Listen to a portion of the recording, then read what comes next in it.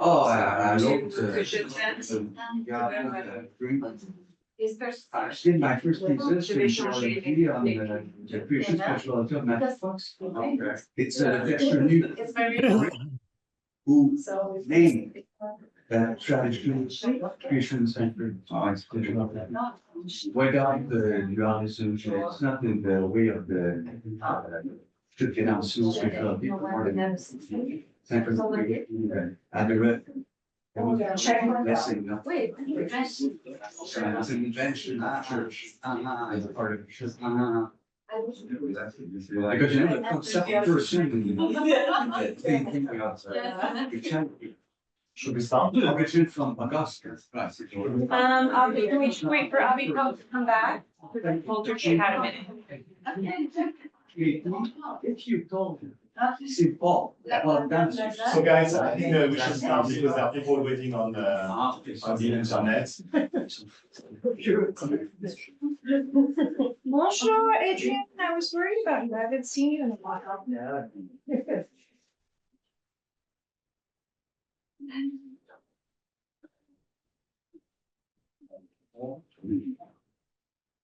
I think that we're waiting for Adita. She's making her way down. We can get going. Okay. So welcome everyone.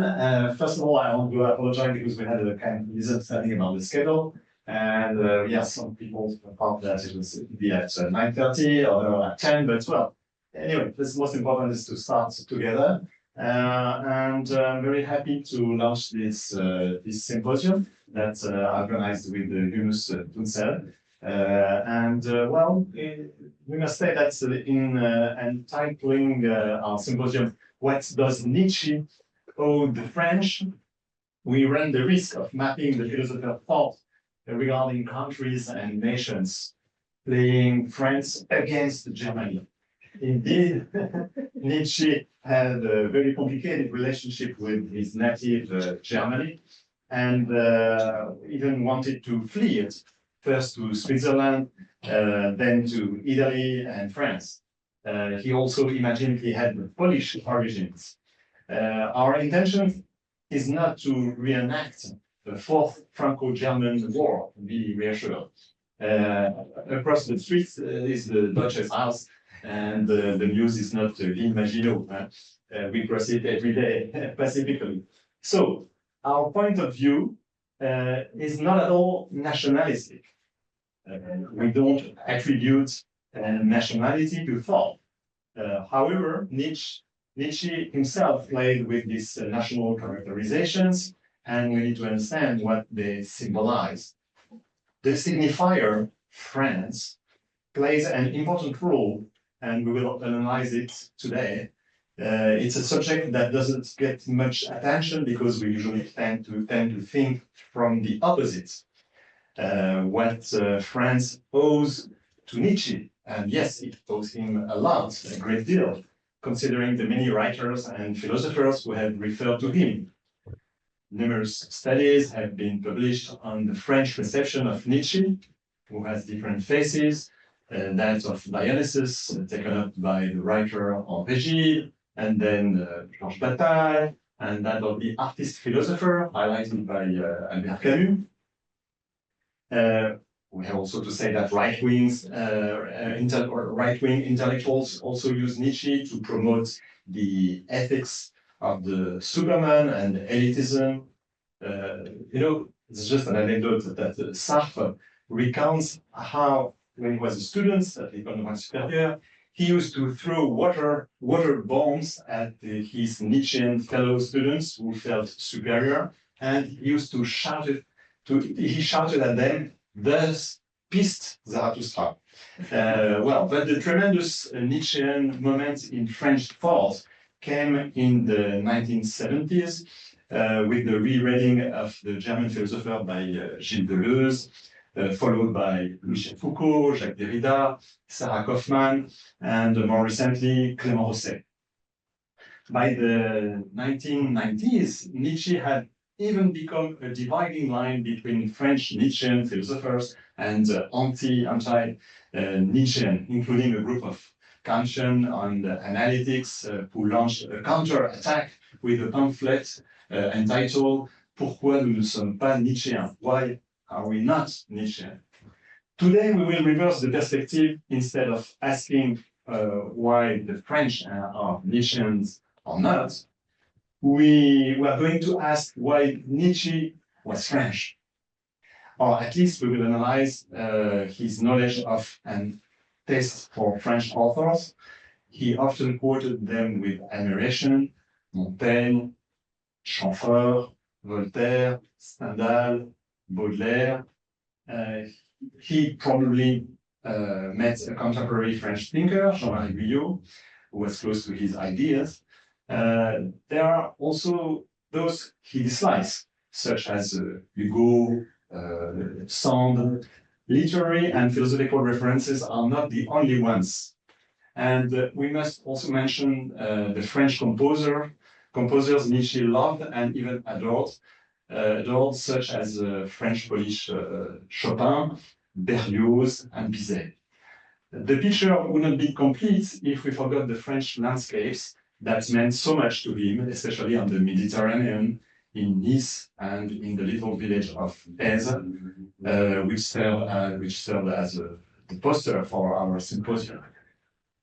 Today, well, all the chants know that, a path linking this village to the sea is known as the Le Chemin de Nietzsche. And many Nietzscheans climb or descend it like French Zarathustra. So it's more than just a set of intellectual references that we will evoke today to talk about Nietzsche's French presence. It's also atmospheres, lies, and scores. I would particularly like to thank our European friends who have, for some of them, agreed to speak from afar about this debt. I would like also to thank Yunus Tunsel and Aysegul Dragoglu, with whom we have planned this symposium, I think 1 year ago. And it's great to go on with this nice collaboration. All but 2 papers will be in English, and we will begin in French just for the first speech with a leading Nietzsche scholar, Marc Delaunay. In short, but you will find his bio on our website. Marc is a researcher at the Archives Husserl in Paris, specializing in neo-Kantian currents. He teaches at the École Normale Supérieure. He has translated several works by German philosophers and poets, including Nietzsche.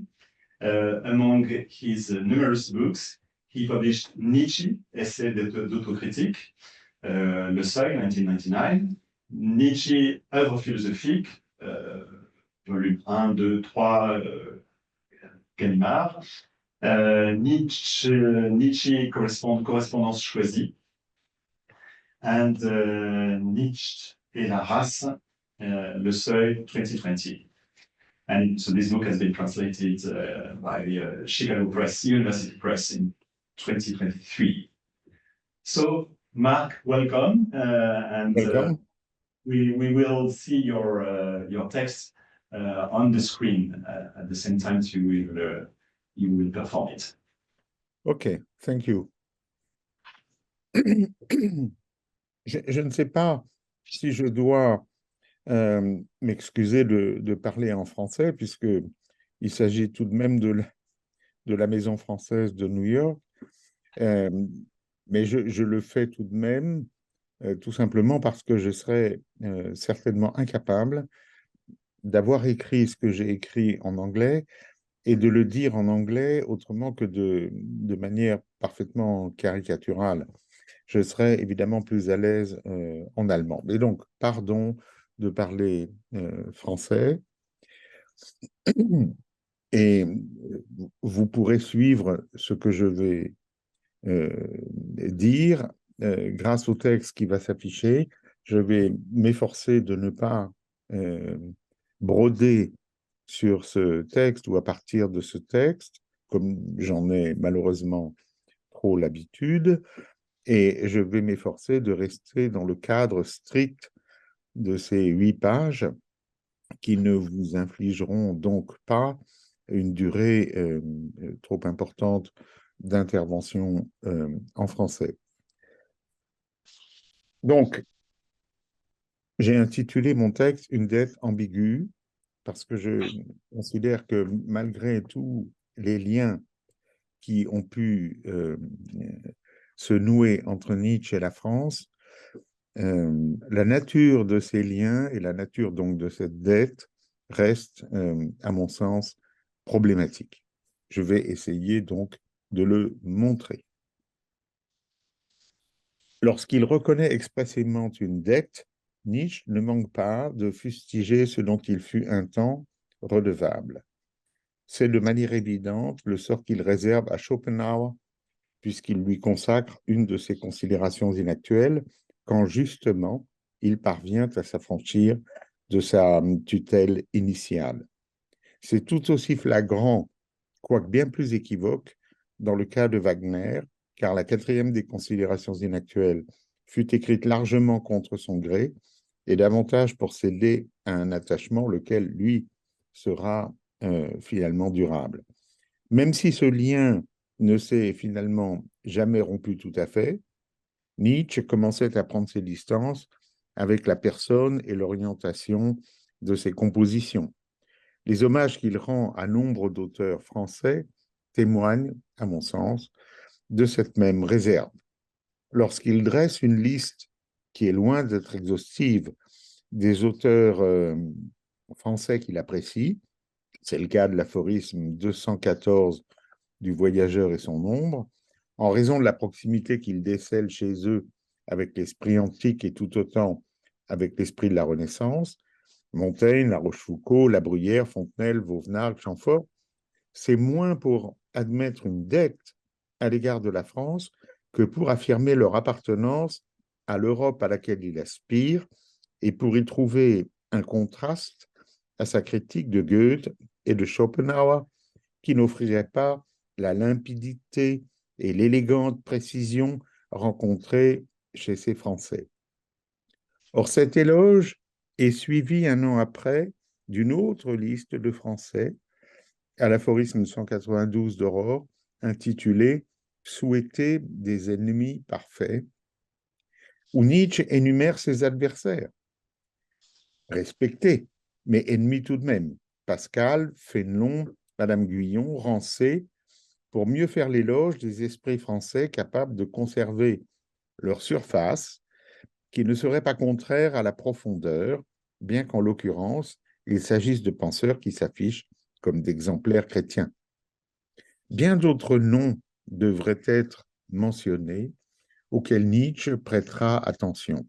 Voltaire, qui figure en bonne place dans l'épigraphe d'Humain trop humain, donc en ouverture de la première œuvre proprement philosophique qui inaugure les 12 dernières années de l'activité intellectuelle de Nietzsche, puis tout aussitôt, dès 1879, Stendhal, ce que Nietzsche qualifie comme le psychologue avec lequel je m'entends, comme il le qualifiera dans sa lettre du 9 décembre 1886 à Peter Gast, et qui n'aura que le tort d'être le dernier psychologue, ce qu'il écrit dans Par-delà bien et mal, à l'aphorisme 39. Éloge aussitôt atténué par les lectures assidues que Nietzsche fera par la suite des essais de psychologie contemporaine de Paul Bourget, qu'il tient pour un disciple de Stendhal. Impossible également de passer Rousseau sous silence, cette tarentule morale, selon l'expression d'Aurore préface aphorisme 3, contre-type de Voltaire. Impossible de passer sous silence les frères Goncourt, Mérimée, l'abbé Galliani, Custine, Taine, et parmi les ennemis, George Sand, cible de la misogynie nietzschéenne, Flaubert, taxé de nihiliste, Zola, trop fasciné par la plèbe, ou encore Sainte-Beuve, à qui Nietzsche doit beaucoup de ce qu'il apprend d'auteurs français qu'il n'a pas lui-même lu et dont il admet, dans une lettre à Peter Gass du 20 août 1880, que c'est un grand peintre, mais qu'il manque à tous les traits qu'il fait une courbe qui permettrait de les relier, ce que seul m'offre, comme le dit Nietzsche, ma propre philosophie.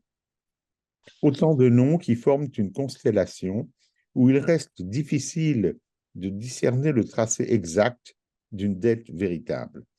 Chez les auteurs français que Nietzsche apprécie, ce qui ressort de sa fréquentation, relève plutôt d'une proximité de vue, d'une connivence, c'est évidemment le cas chez Stendhal, mais aussi bien chez Voltaire ou chez Pascal, rencontre souvent ponctuelle entre les développements de sa propre pensée et celle qu'il suppose voisine dans tel ou tel passage de l'auteur en question.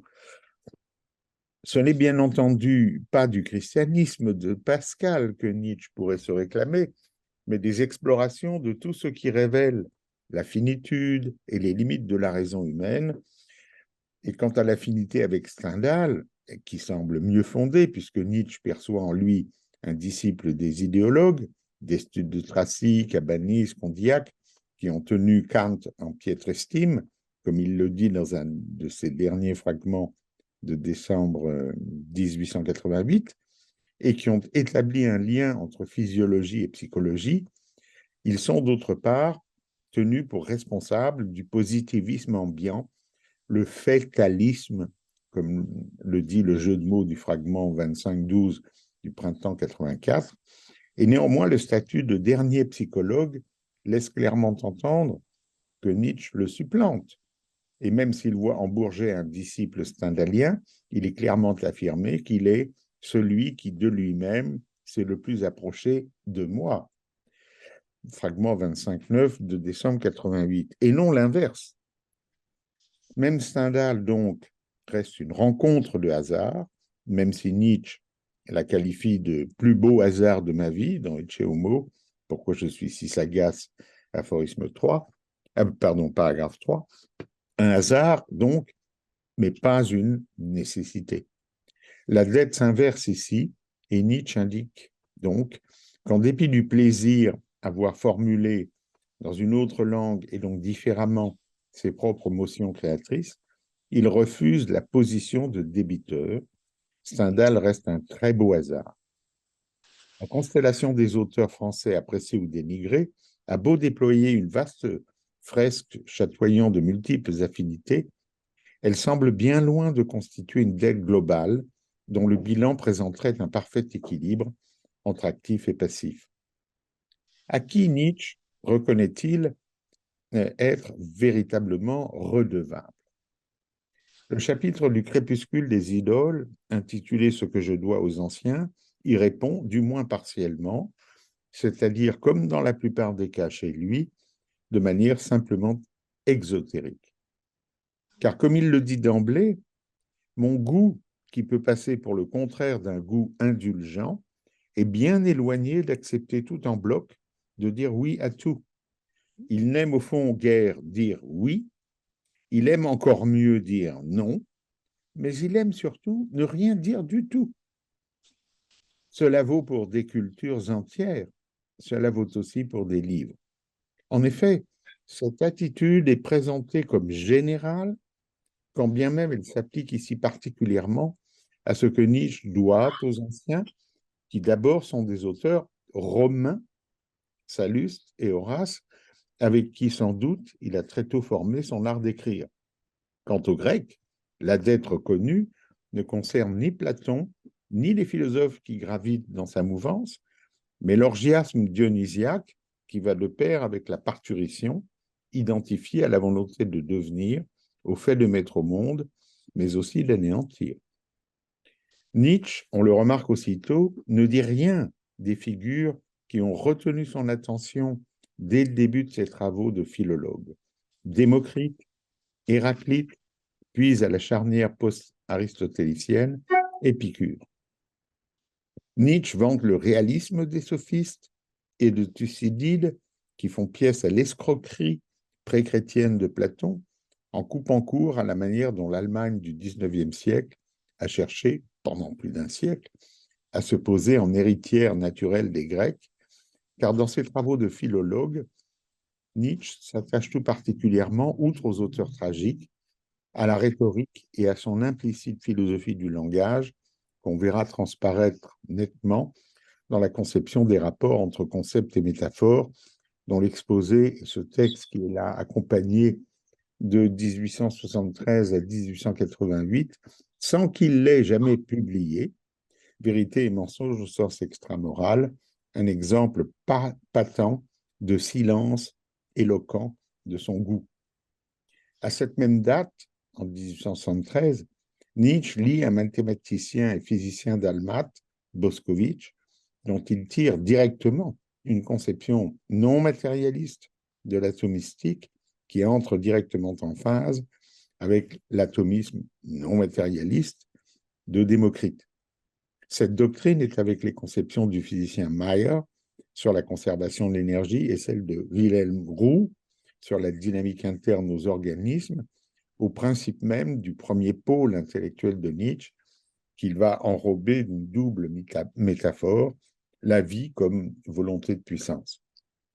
Là encore, la dette n'est pas explicitement reconnue, même si Boscovitch est nommé aux côtés de Copernic dans Part de la bien et mal, aphorisme 12, mais elle n'en est pas moins réelle. De même, la formation philologique de Nietzsche à l'école de Pforta, puis à l'université de Leipzig, s'est déroulée dans une atmosphère qui ne devait rien à la France, où la discipline même, c'est-à-dire la discipline philologique, n'avait plus le rayonnement qu'elle avait pu connaître à la Renaissance autour des humanistes. C'est elle qui, s'inspirant d'un collègue allemand, Wöbke, cherche à la promouvoir en exploitant une sorte de transfert culturel où ce sont les Français qui s'inspirent de la science florissante outre-Rhin. Lorsque Nietzsche, après avoir renoncé à son projet d'une 5e considération inactuelle consacrée au métier de philologue, parle à nouveau de cette discipline au 2e livre du Gai Savoir, aphorisme 102, il la situe dans une perspective de politique culturelle, ou plus exactement d'histoire ou d'anthropologie culturelle. L'aphorisme est intitulé « Un mot pour les philologues ».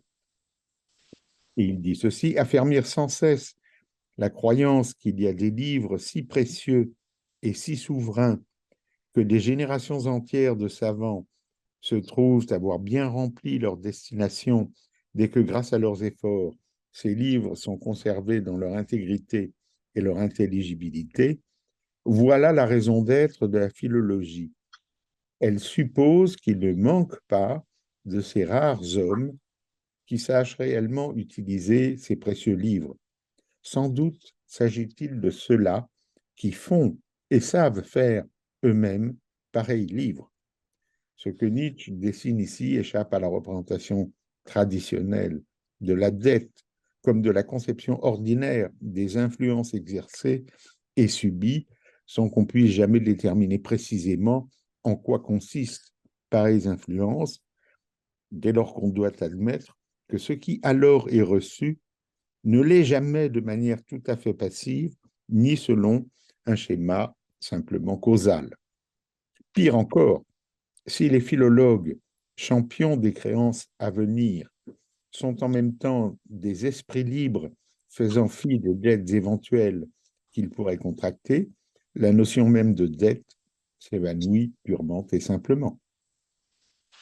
Friedrich Wilhelm Ritschl et August Böck, d'obédience hegelienne, à la différence de Schleiermacher, toujours rejeté par Nietzsche pour être un théologien et kantien, furent les 2 maîtres auprès desquels Nietzsche a reconnu avoir contracté une véritable dette.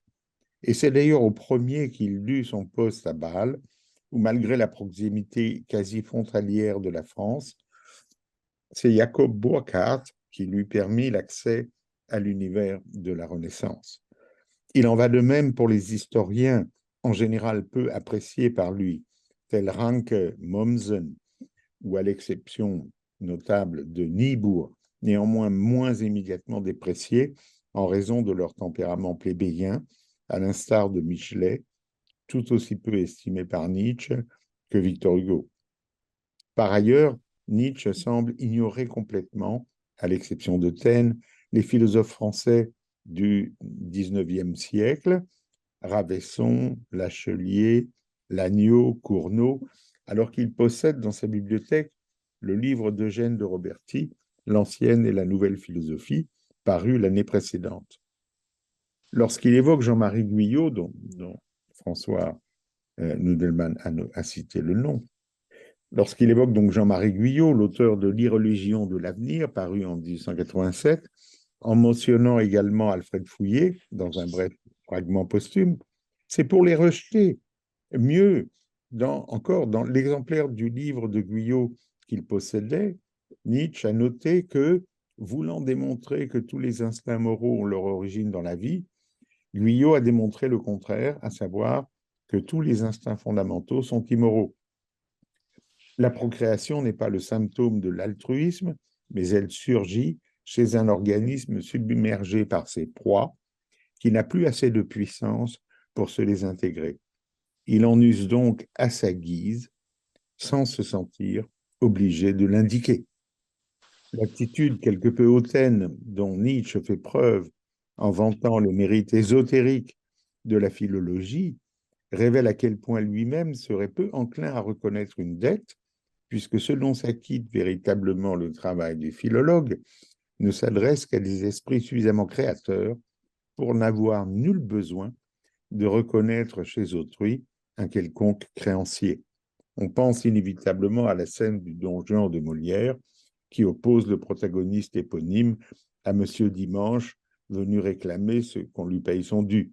C'est encore plus patent dans l'aphorisme 83 du Gai Savoir, intitulé Des traductions, où Nietzsche fustige l'esprit historien, considéré depuis la deuxième considération inactuelle comme opposé à la vie et à l'histoire critique, autrement dit comme un symptôme de décadence culturelle, à quoi il oppose l'esprit de conquête animant les auteurs latins traduisant du grec en s'emparant ni plus ni moins des textes dont ils ont besoin, en témoignant ainsi de leur participation active à l'impérialisme romain en train de s'emparer du monde méditerranéen.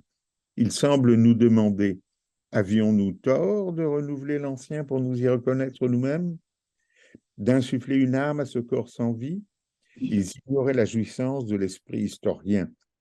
La réalité passée ou étrangère leur était pénible et chez eux, Romains, stimulait l'envie d'une conquête romaine. En effet, autrefois, c'était conquérir que traduire avec la parfaite bonne conscience de l'imperium romanum. Nietzsche décrit ainsi son propre comportement lorsqu'il rédige l'Antéchrist, pressé et bousculé par l'envie taraudante de jeter les bases de sa conversion des valeurs, en observant hic et nunc les effets de ce qu'il écrit, modifier la réalité culturelle de cette fin de siècle. Il convoque dans cet ouvrage les auteurs français, Charles Ferré notamment, qui vient de publier Dégénérescence et animalité, et dont Nietzsche cite sans guillemets ni référence des passages entiers. De même, s'il doit à Louis Jacolliot le terme de Chandala, il ne juge pas utile de le mentionner alors qu'il possède dans sa bibliothèque son ouvrage, publié dès 1876, sur les législateurs religieux, utilisé par lui pour rédiger les passages de l'Antéchrist consacrés aux lois de Manu. La reconnaissance de dette aura lieu, mais à un autre niveau que celui des auteurs et des livres. Au niveau où France, français, tout comme grec, allemand, juif, romain, deviennent les noms de certaines fonctions culturelles qui ne désignent plus des réalités relevant de l'histoire ordinaire, ce qu'il appelle l'histoire universelle, mais des notions propres à ce qu'il appelle l'histoire essentielle, qu'il oppose à la première dans Pour la généalogie de la morale, troisième traité, aphorisme 9, c'est-à-dire à l'histoire des diverses configurations des valeurs et à leur dynamique. Certes, Nietzsche a pu parfois souscrire à ce qui, à l'époque, était encore en vogue sous le terme vague de psychologie des peuples, comme en témoigne ce fragment posthume de l'automne 80, 6-238. En France, il faudrait que l'esprit veuille bien se donner du génie.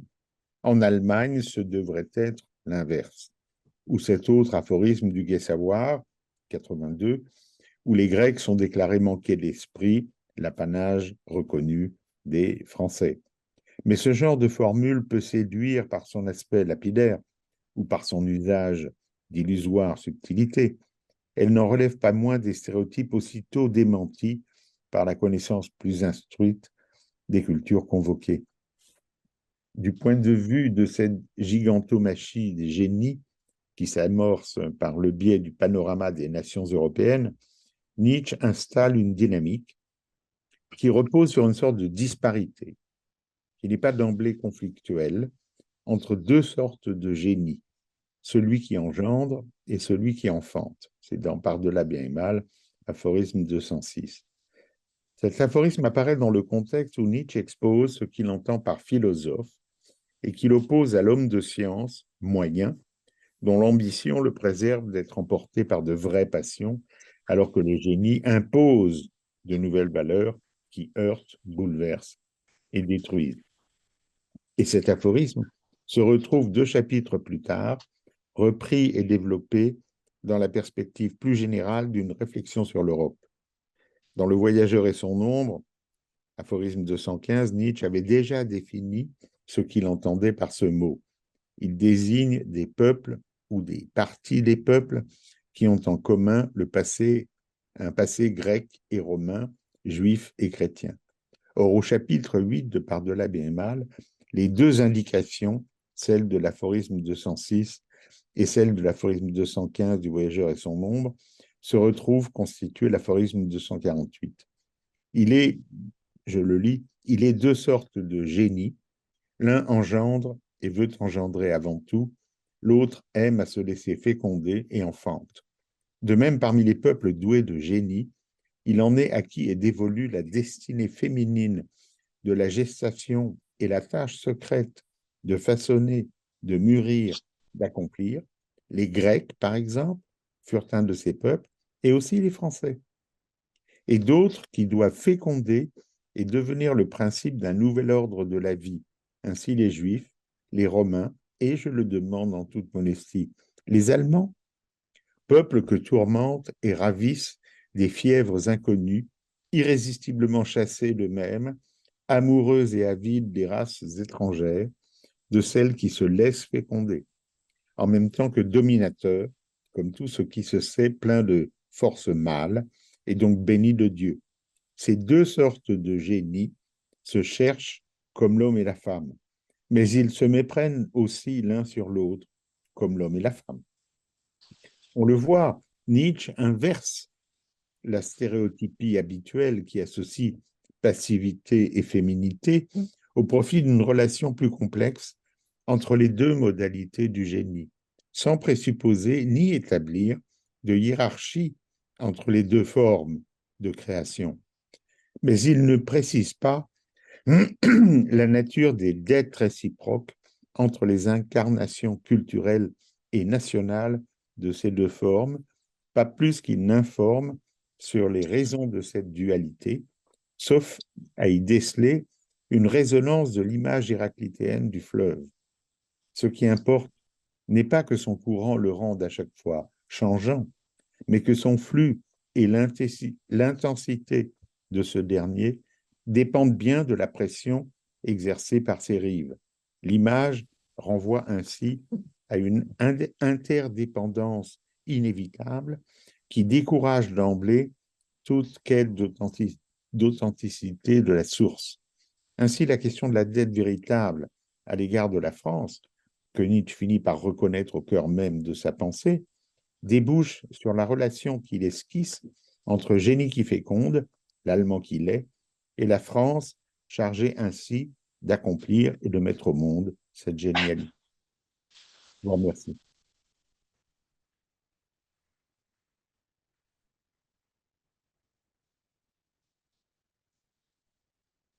Thank you very much, Mark. And I think that we will welcome some questions for discussion at the end of this panel, this morning.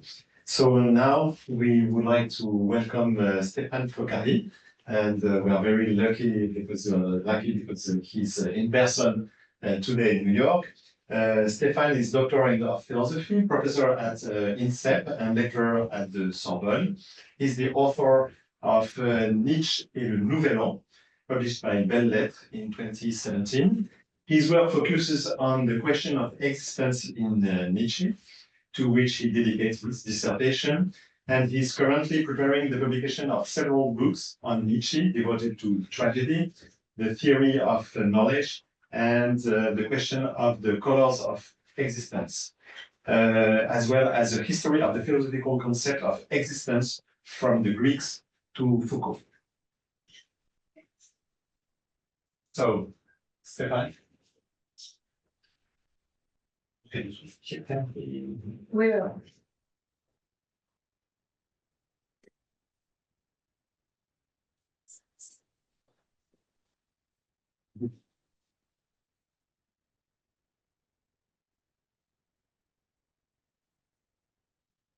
Good morning. For his invitation, the choice of the question that gives the symposium its title, I would like to express my sincere thanks to Professor François Nudelman. Tying together these three threads, Nietzsche, the question of death or duty, but the two can be separated in French, is not just a philosophical possibility. It's a genuine necessity, which eminent Nietzsche specialists, notably French and Italian, have already seized upon through symposia and publication that have set milestones in Europe. Following in their footsteps and acknowledging my indebtedness to them, the very first of the list I want to draw up, I would like to clarify the title of this talk, which will be delivered in English with your indulgence. Echoing a famous text from the last Nietzsche, I will be talking about the Stendhal case and Nietzsche, France, on the question of death. This title is more in keeping with my approach to the problem. For there is a problem in trying to grasp what links Nietzsche to the French, in every sense of the word.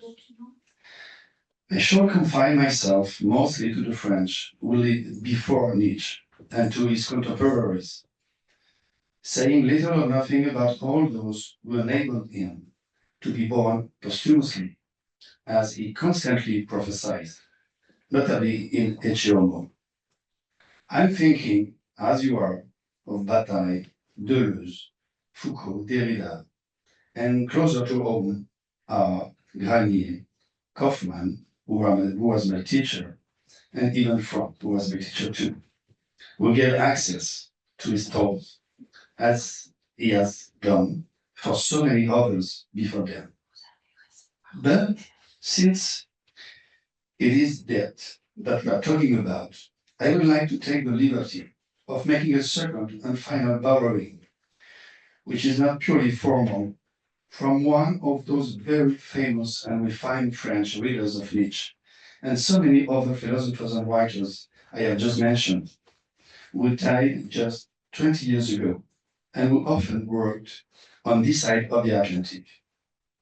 I'm of course referring to Jacques Derrida, who wrote such beautiful pages on each styles and on the remote action of the feminine in Spurs. With him and after him, I would like to reveal what the question that brings us together presupposes in order to be understood and treated philosophically. For this purpose, I use one of his anaphoric formulas as a conceptual spur.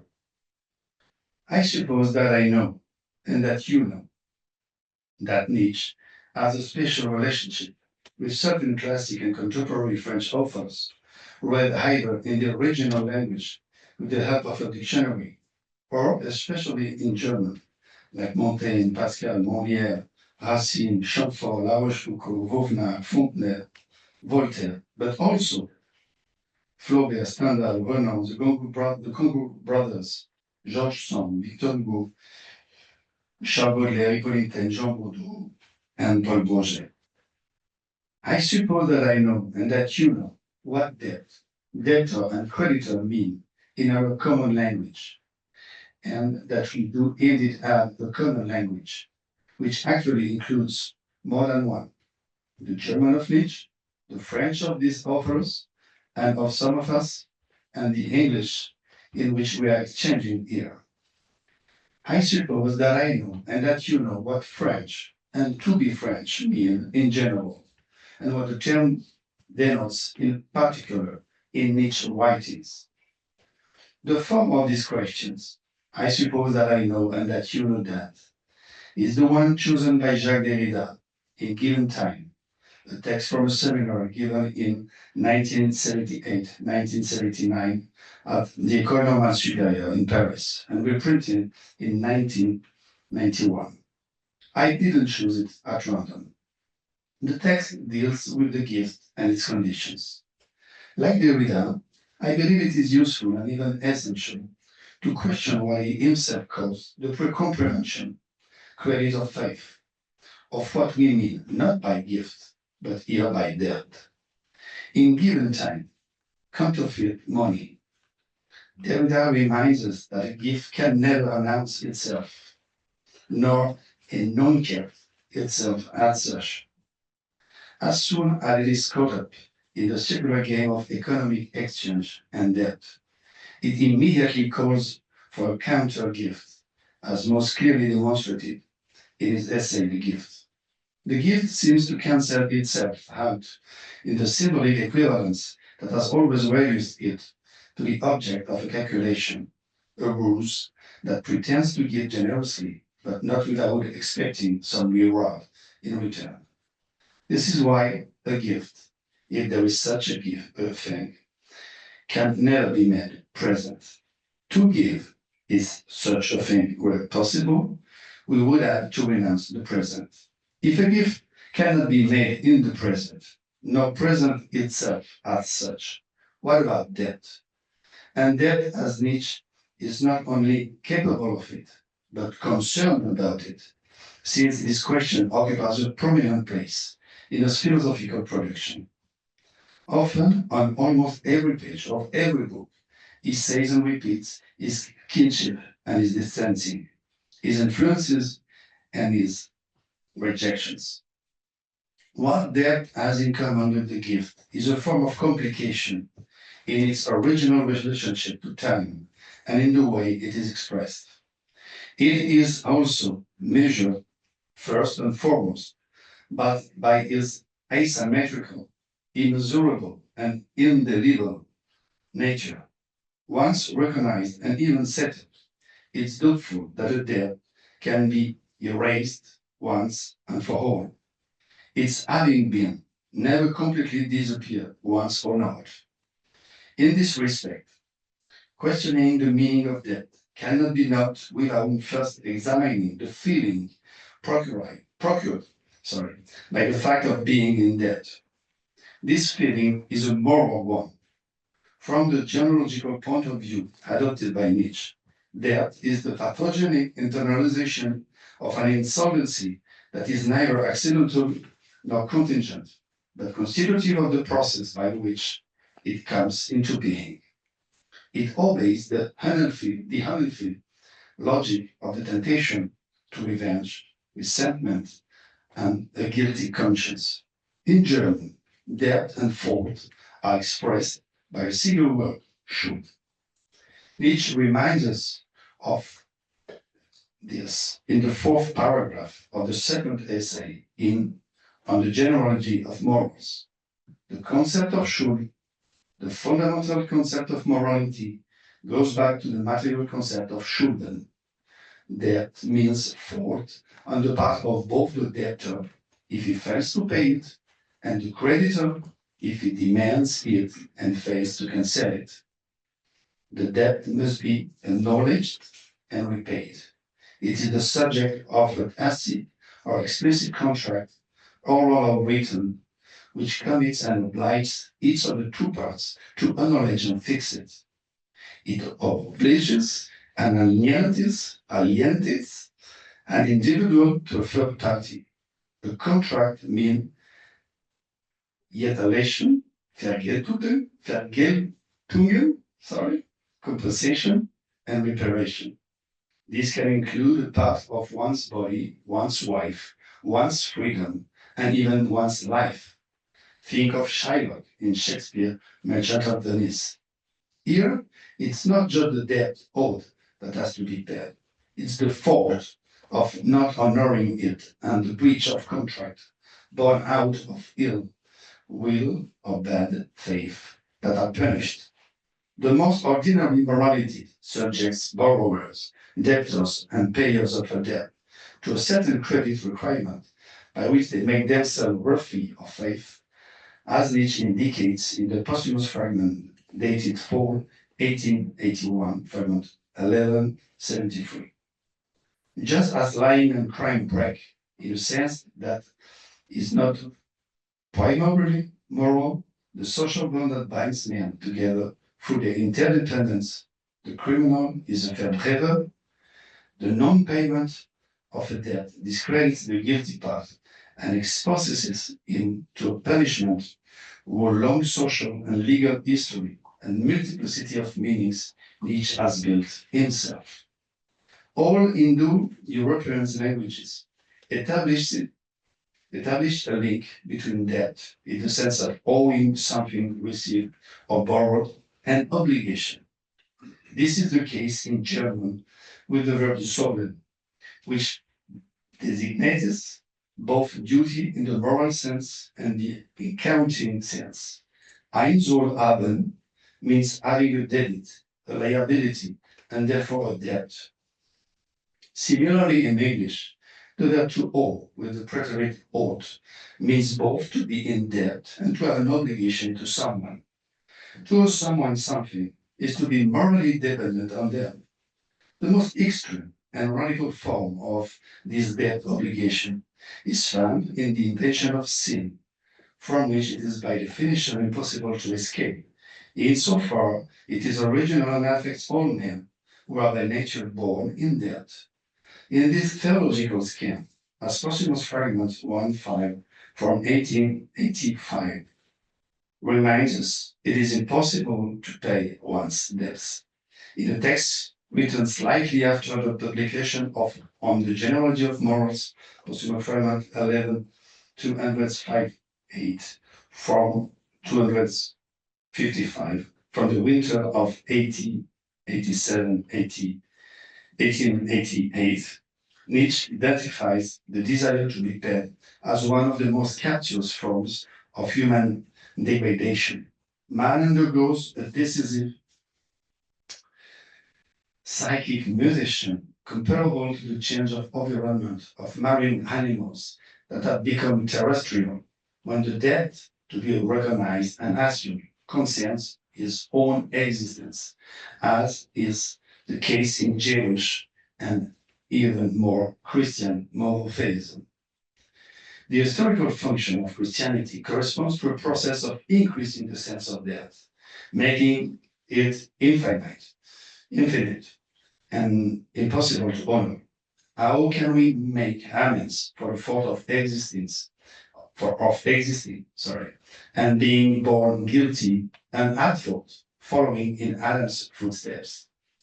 If it's impossible for a man to redeem himself, and if no punishment will ever be sufficient to make amends, which a posthumous fragment from fall 1887, fragment 10:15, described as futile, since no punishment purifies and no crime defies, except as part of a moral fiction. We must replace the Jewish God who punishes with the Christian God, who sacrificed himself out of love as a creditor for its debtor. The task of the immoralist is to free man from debt and guilt. In other words, from the ideal of a God he himself has erected in front of him to ensure his own unworthiness. It points out the way of the innocence of becoming, Unschuld des Werden. This innocence to which we should return is not given naturally or initially, because one lost, it is never found again, like virginity. This innocence is in front of us. It is the second innocence, linked to gay science, to danger and to joy, which the fourth paragraph of the preface to gay science speaks of. It does not consist in returning to nature, but in renaturalizing our relationship with the world and the sensible, according to fragment 1053 on the same fall, 1887. As fragment 10, 193 from the same period points out, it's a matter of reconnecting with Petronius' natural pagan innocence, spanning long centuries of Christian and moral condemnation of both existence and the processuality of reality, to achieve a becoming free from teleology and a nature free from all force, and therefore from all depths. Schuld again is the same word in German. Freeing existence from the logical fault and death was the problem that the young Nietzsche encountered along the way. He was first and foremost a reader of Schopenhauer, with whom he contracted an intellectual debt that he highly asserted, without concealing from his reader his irreversible and radical distancing from his first philosophical source.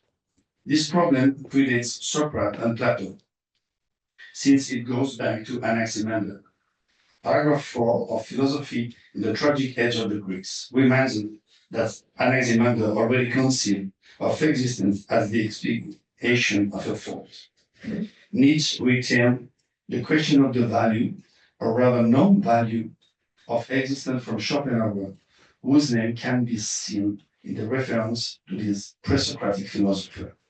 This is reflected in his essay on self-criticism of 1886, then in the most decisive aphorism of book 5, to the gay science, notably on paragraph 357, where Nietzsche asks himself what is the German, and makes Schopenhauer the first atheist in the history of German thought. He is the first philosopher to free himself from the tutelage of Christianity without being able to escape the moral condemnation of existence, judging to be faulty, guilty, and vain. Between his first writing of the Basel period, written between 1870 and 1877, and the Greek text of its philosophical maturity after 1882, Nietzsche distanced himself from the Greeks and the German. He sought new educators and new sources to carry out the great task opened up by the abandonment of his youthful metaphysical aesthetic positions. This involved creating a new language. This situation places him on a quest that exposes him to two abysses, suffering the constraint of indefinitely recording the old notion derived from metaphysics affiliated with grammar and therefore with moral and theological presupposition, or claiming to invent a language adequate to reality whose processuality excludes in principle that such conformity is possible. Exiled from philology, without ever ceasing to practice it in his own singular way, Nietzsche renews his reference, and the very moment he builds his new language, with the aim of integrating new figures and new resources in his rhetoric. The dedication to Voltaire on the century of his death, as the death of human ode to human, dated the 31st of May, marks the start of the 10-year period interrupted until the end of his philosophical activity, during which references to work and author, writer, artists, philosophers, and poets were constantly renewed. French writers, artists, philosophers, poets, and critics, first classical, then contemporary, take over from the uninterrupted but increasingly critical reference to Schopenhauer, Wagner, and Goethe, not to mention the Greek never completely forgotten about it. But what role do the French in particular play in Nietzsche's effort to free mankind from the process of condemnation, atonement, and anathema cast about the wall of existence, to free them from the insolvent debt that is theirs? It is among them that the irresponsibility, the Unverantwortlichkeit of the world and the human being referred to in aphorism 107 of the first part of Human to Human as the most bitter drop that the man of knowledge must swallow can be identified or conquered. If so, and if so far as Nietzsche keeps repeating that no one is responsible for his own existence, what role do the Frenchmen actually have to play in the task of justifying existence and freeing it from any logic of indebtedness and obligation expressed in terms of a fault to be assumed and atoned for? Is the translation of values something French? Does it have something to do with France and French thinkers? And first of all, what does French mean in Nietzsche writing? Like every word in his new language, the term French is constructed by Nietzsche on the basis of his own assessments. Understand, French is not an administrative or legal state of affairs. It is an evaluation and a value judgment as much as coarse, noble, or brave. In his view, what is coarse is loud, what is noble is aristocratic, and what is great is what answers and corrects a pathological, decadent state. That is what fails to harmonize, synthesize, and master the disorders, excesses, and violence of the instincts, as opposed to the great style associated by Nietzsche with absolute instinctive assurance. Nothing assures us that French has the meaning we give to this word. What meaning do we give it anyway? From the pen of someone who sees in the Greek Plato a Jew and an anti-Hellenic, in Wagner a kind of Frenchman, who believed in the revolution for half his life, in the English, beings deprived of any historical sense, probably conformist in moral matters, and anything but a philosophical race, and in the Germans defeated victors, and above all pendulous beings, alienated from any form of nuance and laborious, that the spirit has deserted. As for Egypticism, not Egyptian, but the reference is there, it takes the inspiration from Novalis to use this term to designate a thought and vision more concerned with eternity and timelessness than with becoming an history, and which sees in mummies, tombs, sarcophages, the essence of what there is to think. Under his pen, there are no nationalities distinct from one another and existing, in fact, is in an independent and essential way. They are intrinsic figures of his own thought, which, like the name of Wagner, Schopenhauer, Democritus, or Napoleon, signifying such and such a thing at such and such a stage of its evolution, and perhaps something else everywhere. On the subject of what he thinks of the Greeks and Romans, we have a text that is an analogon to the title of this symposium. In Twilight of the Idols, before allowing the hammer, he places in Zarathustra's hands to speak on the last page. He concludes his work with a section entitled Why I Hold the Ancient. In German, was ist den alten Verdanken? Verdanken has the meaning of owing something to someone. On the subject of this ancient, he insists on the few essential things he retains at a time when the 30th September 1888 in Turin, one of the most French cities in the fledgling unified Italy, he completed the first book of his translation of value, as the book's preface purposely and paradoxically declares with a German heaviness. His emphasis is on the Roman before the Greek. Of the former, he retains two names only, those of Sallustus and Horatius, whom he recognized as his true masters of style. On the subject of the Greeks, he points out that he owes them absolutely no impression of similar frame, because for them we learn nothing, and certainly not how to write, he exclaims.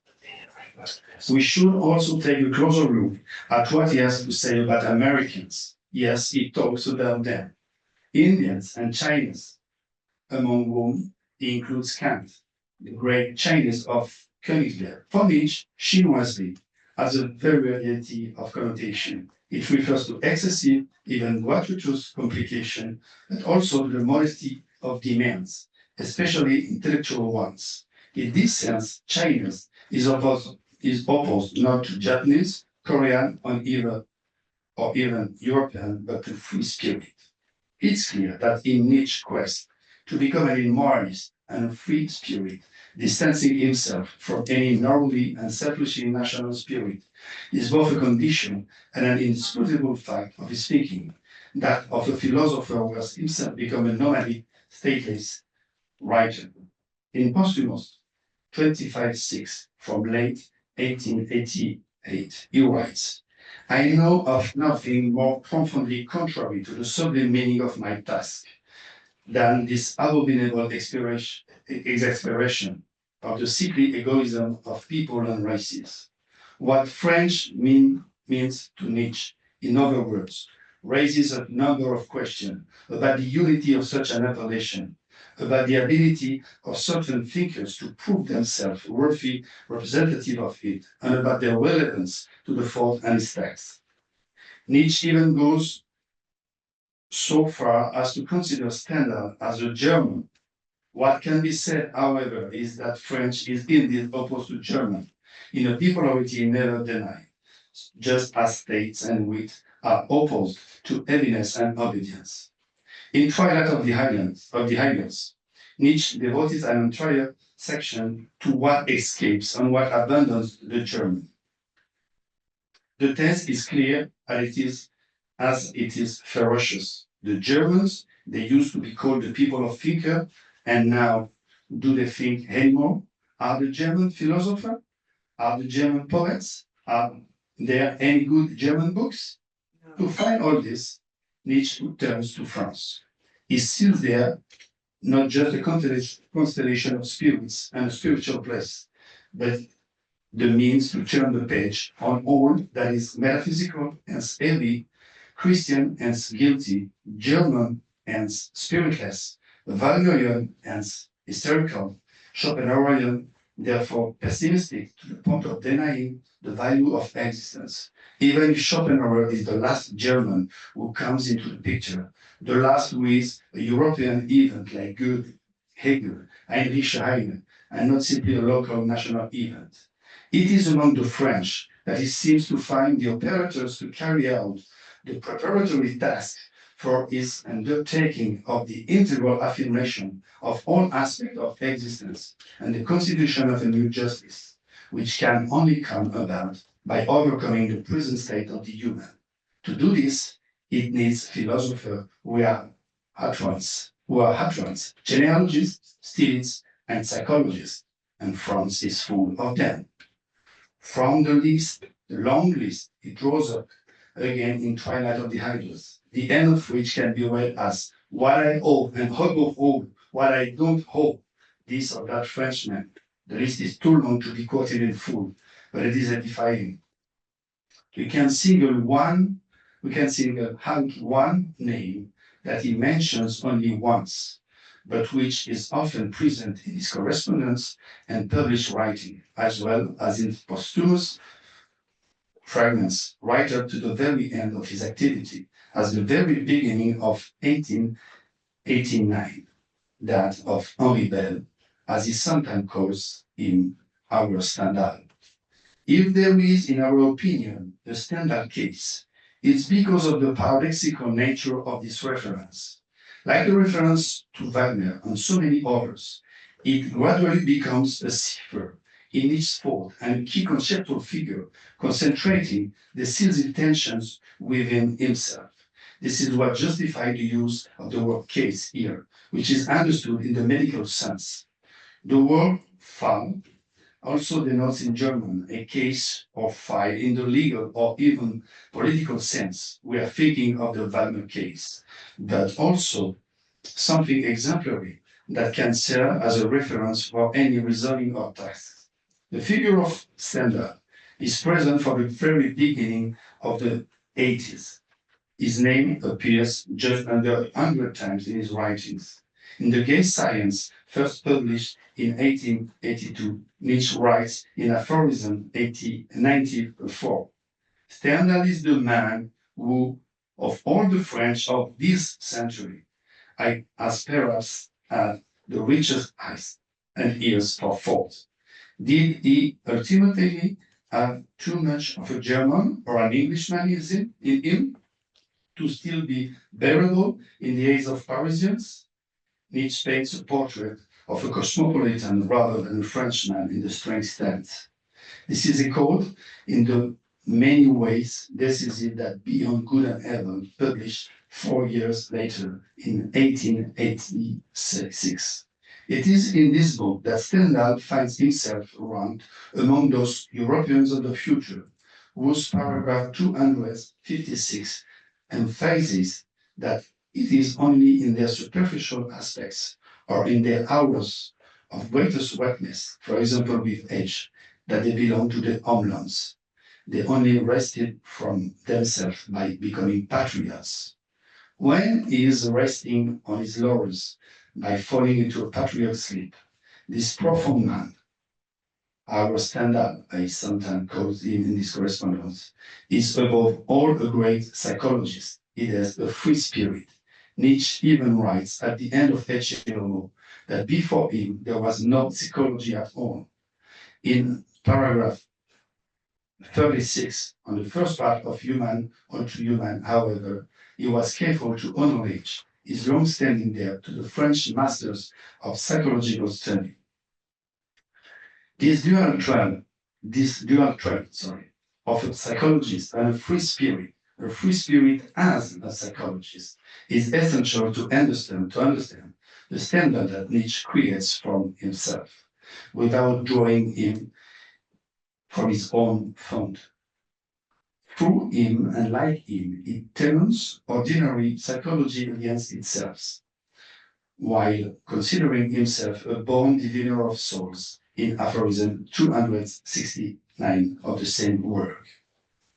But it is in the paragraph 39, on the first part of Beyond Good and Evil, entitled The Free Mind, or the Free Spirit, where Voltaire, the Enlightenment, and the French Revolution are mentioned 7 times, that Nietzsche produces his own image of the free-minded philosopher.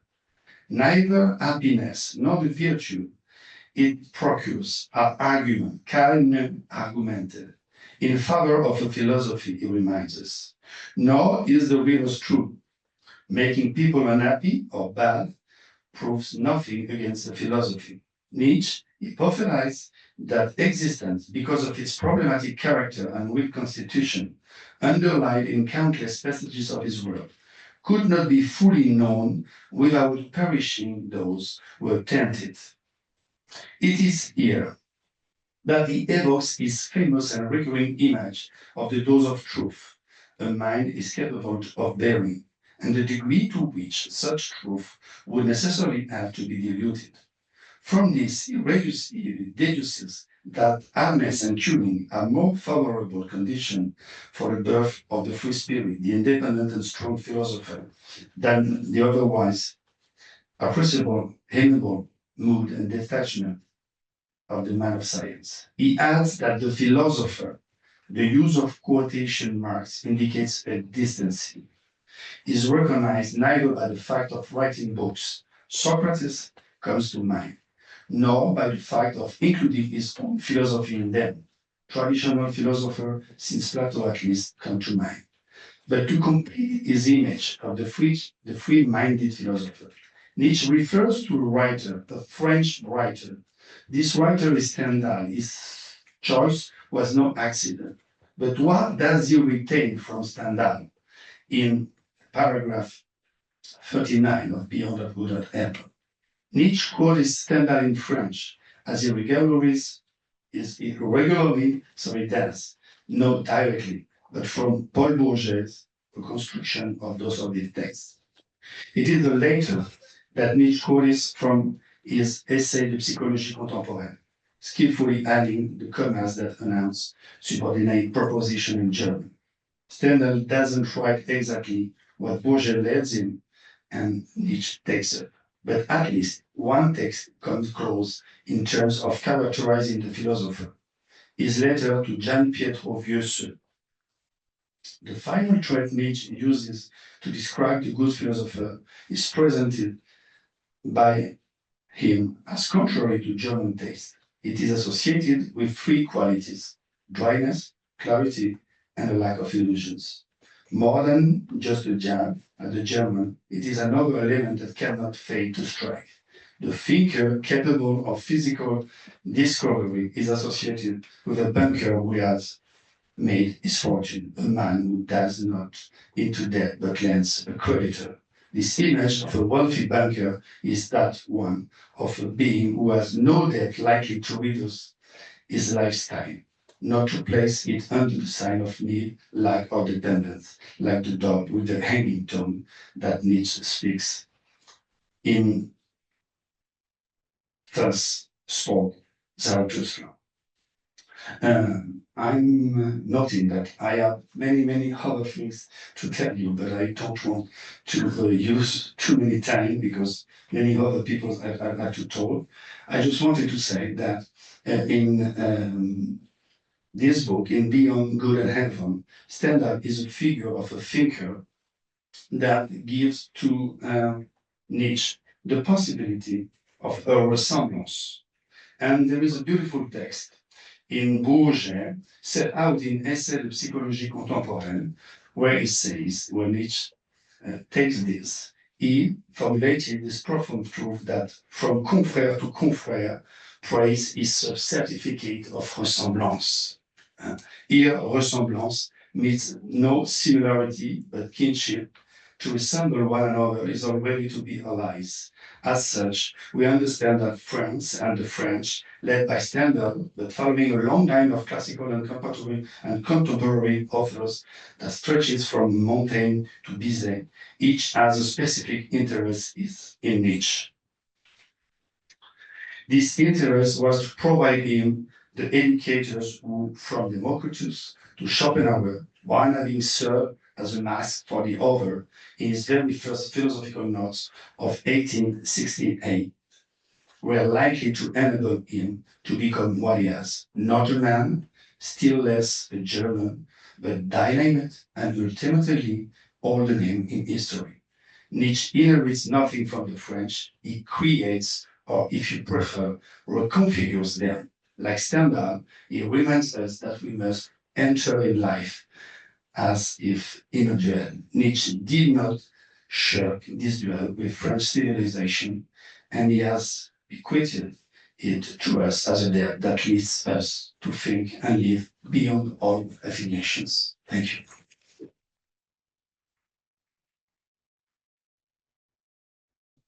Excuse me if I'm a little bit long, but in English it's difficult.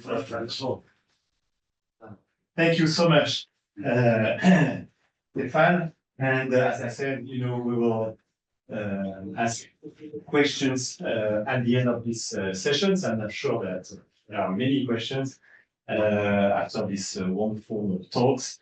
Well, it's a privilege and an honor to welcome now my co-organizer. So Yunus Tuncel is professor at NYU's Liberal Studies, and he's a philosopher, a co-founder of the Nietzsche Circle, and the editor-in-chief of its electronic journal, The Agonist.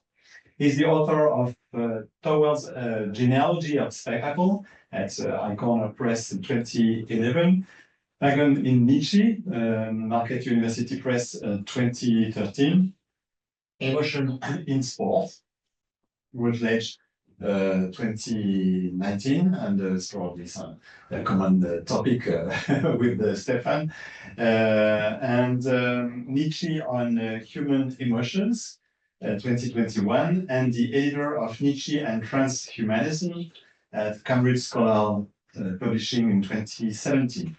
And is also one of the co-editors of the wonderful book Nietzsche and Music, published at Cambridge Scholars Publishing in 2022. He's currently working on Nietzsche's relationship to the troubadours of Occitan and the French aphorists. So, welcome.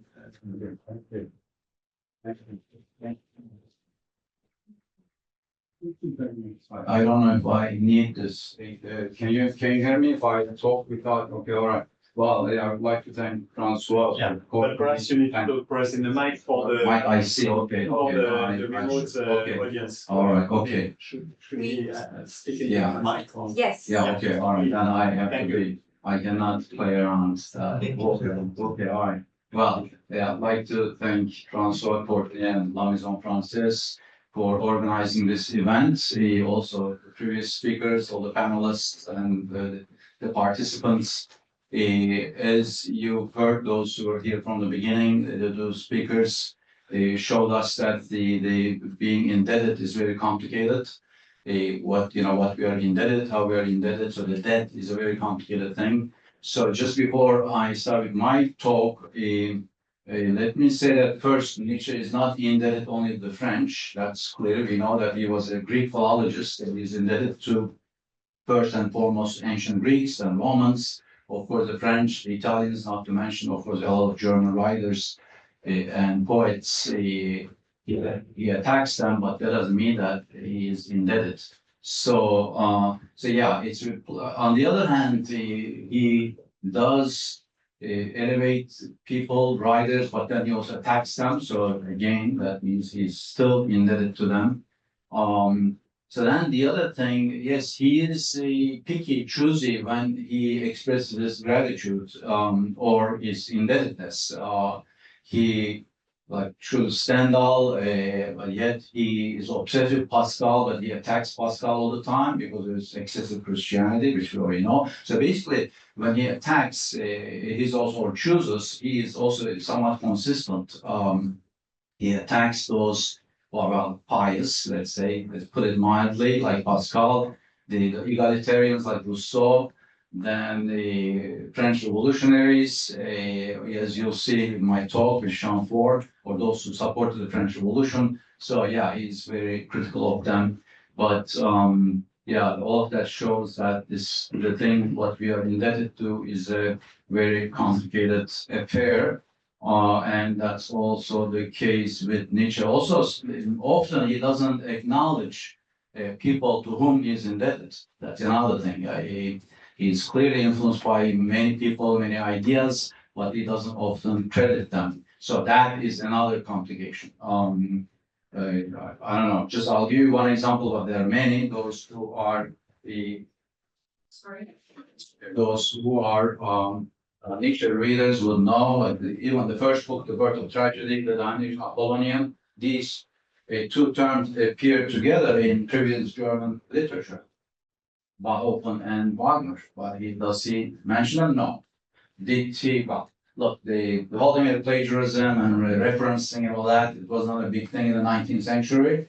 So it could be an innocent thing, but it would be still, I don't know, honest on his part to acknowledge his indebtedness all the time and not sometimes. So coming back to this again, indebtedness and my topic, Nietzsche and Chamfort, Nietzsche is indebted a lot to the French for the aphoristic genre. I would even go as far as saying that without the French aphorists, Nietzsche maybe would not have been an aphorist. Keep in mind that half of Nietzsche's writings are aphoristic writings. I mean, those who don't know what an aphorism is, they are very insightful, short writings. And each aphorism stands by itself. So if Nietzsche is about, I forgot, 18 or 19 books, half of them are books of aphorisms. And in modern literature, yes, the ancients also used aphoristic style, but in modern literature, it was really the French who mastered that style, starting with La Rochefoucauld. And thank you. Thanks. So, So then, of course, there's a La Bruyere and there's, of course, a Chamfort. So, aren't there German aphorists? Yes, Schopenhauer, but Schopenhauer, yes, wrote those who read Schopenhauer, Paralipomena. His maybe you could say that's a collection of aphorisms, but Schopenhauer, I don't think mastered the style of concise writing. His aphorisms are very long. In fact, who mastered really this concise, the art of concise writing is actually La Rochefoucauld. And and with Chamfort, I'll maybe talk about it later. He was influenced by the structure, the way Chamfort organized his aphorisms. In fact, if you read Human All to Human, there's a really parallel between Nietzsche's book and also Chamfort's book of aphorisms. So, all right. So, it's a PDF file. So let's see if I can manage this. All right. Well, yeah, I know. I don't have to repeat what was said in the previous talks, but basically, Montaigne, La Rochefoucauld, Pascal, Stendhal, they sort of remain to be the authors that we admired, because not all of them are aphorists. But our focus is going to be the aphoristic writings. And then in another quote, he refers to Mill, who named Chamfort the nobler and more philosophical La Rochefoucauld 18th century. So that's from John Stuart Mill. So we could say that Chamfort refined the art of concise writing. The other thing, we know that there's a historic thing happening that was Nietzsche's encounter and close reading of the French aphorist when he did this retreat in Sorrento, southern Italy, at Meisenbach's house. His friend Paul Ray was also there. Paul Ray is also a writer of aphorisms, also influenced by the French. By the way, the German aphorists are also influenced by the French, especially Schopenhauer. Now there is another German aphorist. I'm not sure if he was, but he's an earlier one, Lichtenberg. I assume he had also read the French. So we always go back to the French aphorists. So there's a big indebtedness there just in that genre alone. Okay, so let's see. All right, so here the quotation from The Wonder and the Shadow, Montaigne, La Rochefoucauld, Fontenelle. Fontenelle, Nietzsche doesn't, I don't think he likes Fontenelle that much, but in any case, that's, we can maybe talk about it later. Walnut and Chamfort. He sees them to be an important link in the chain of great works, all the way from the ancients through Renaissance to the 19th century.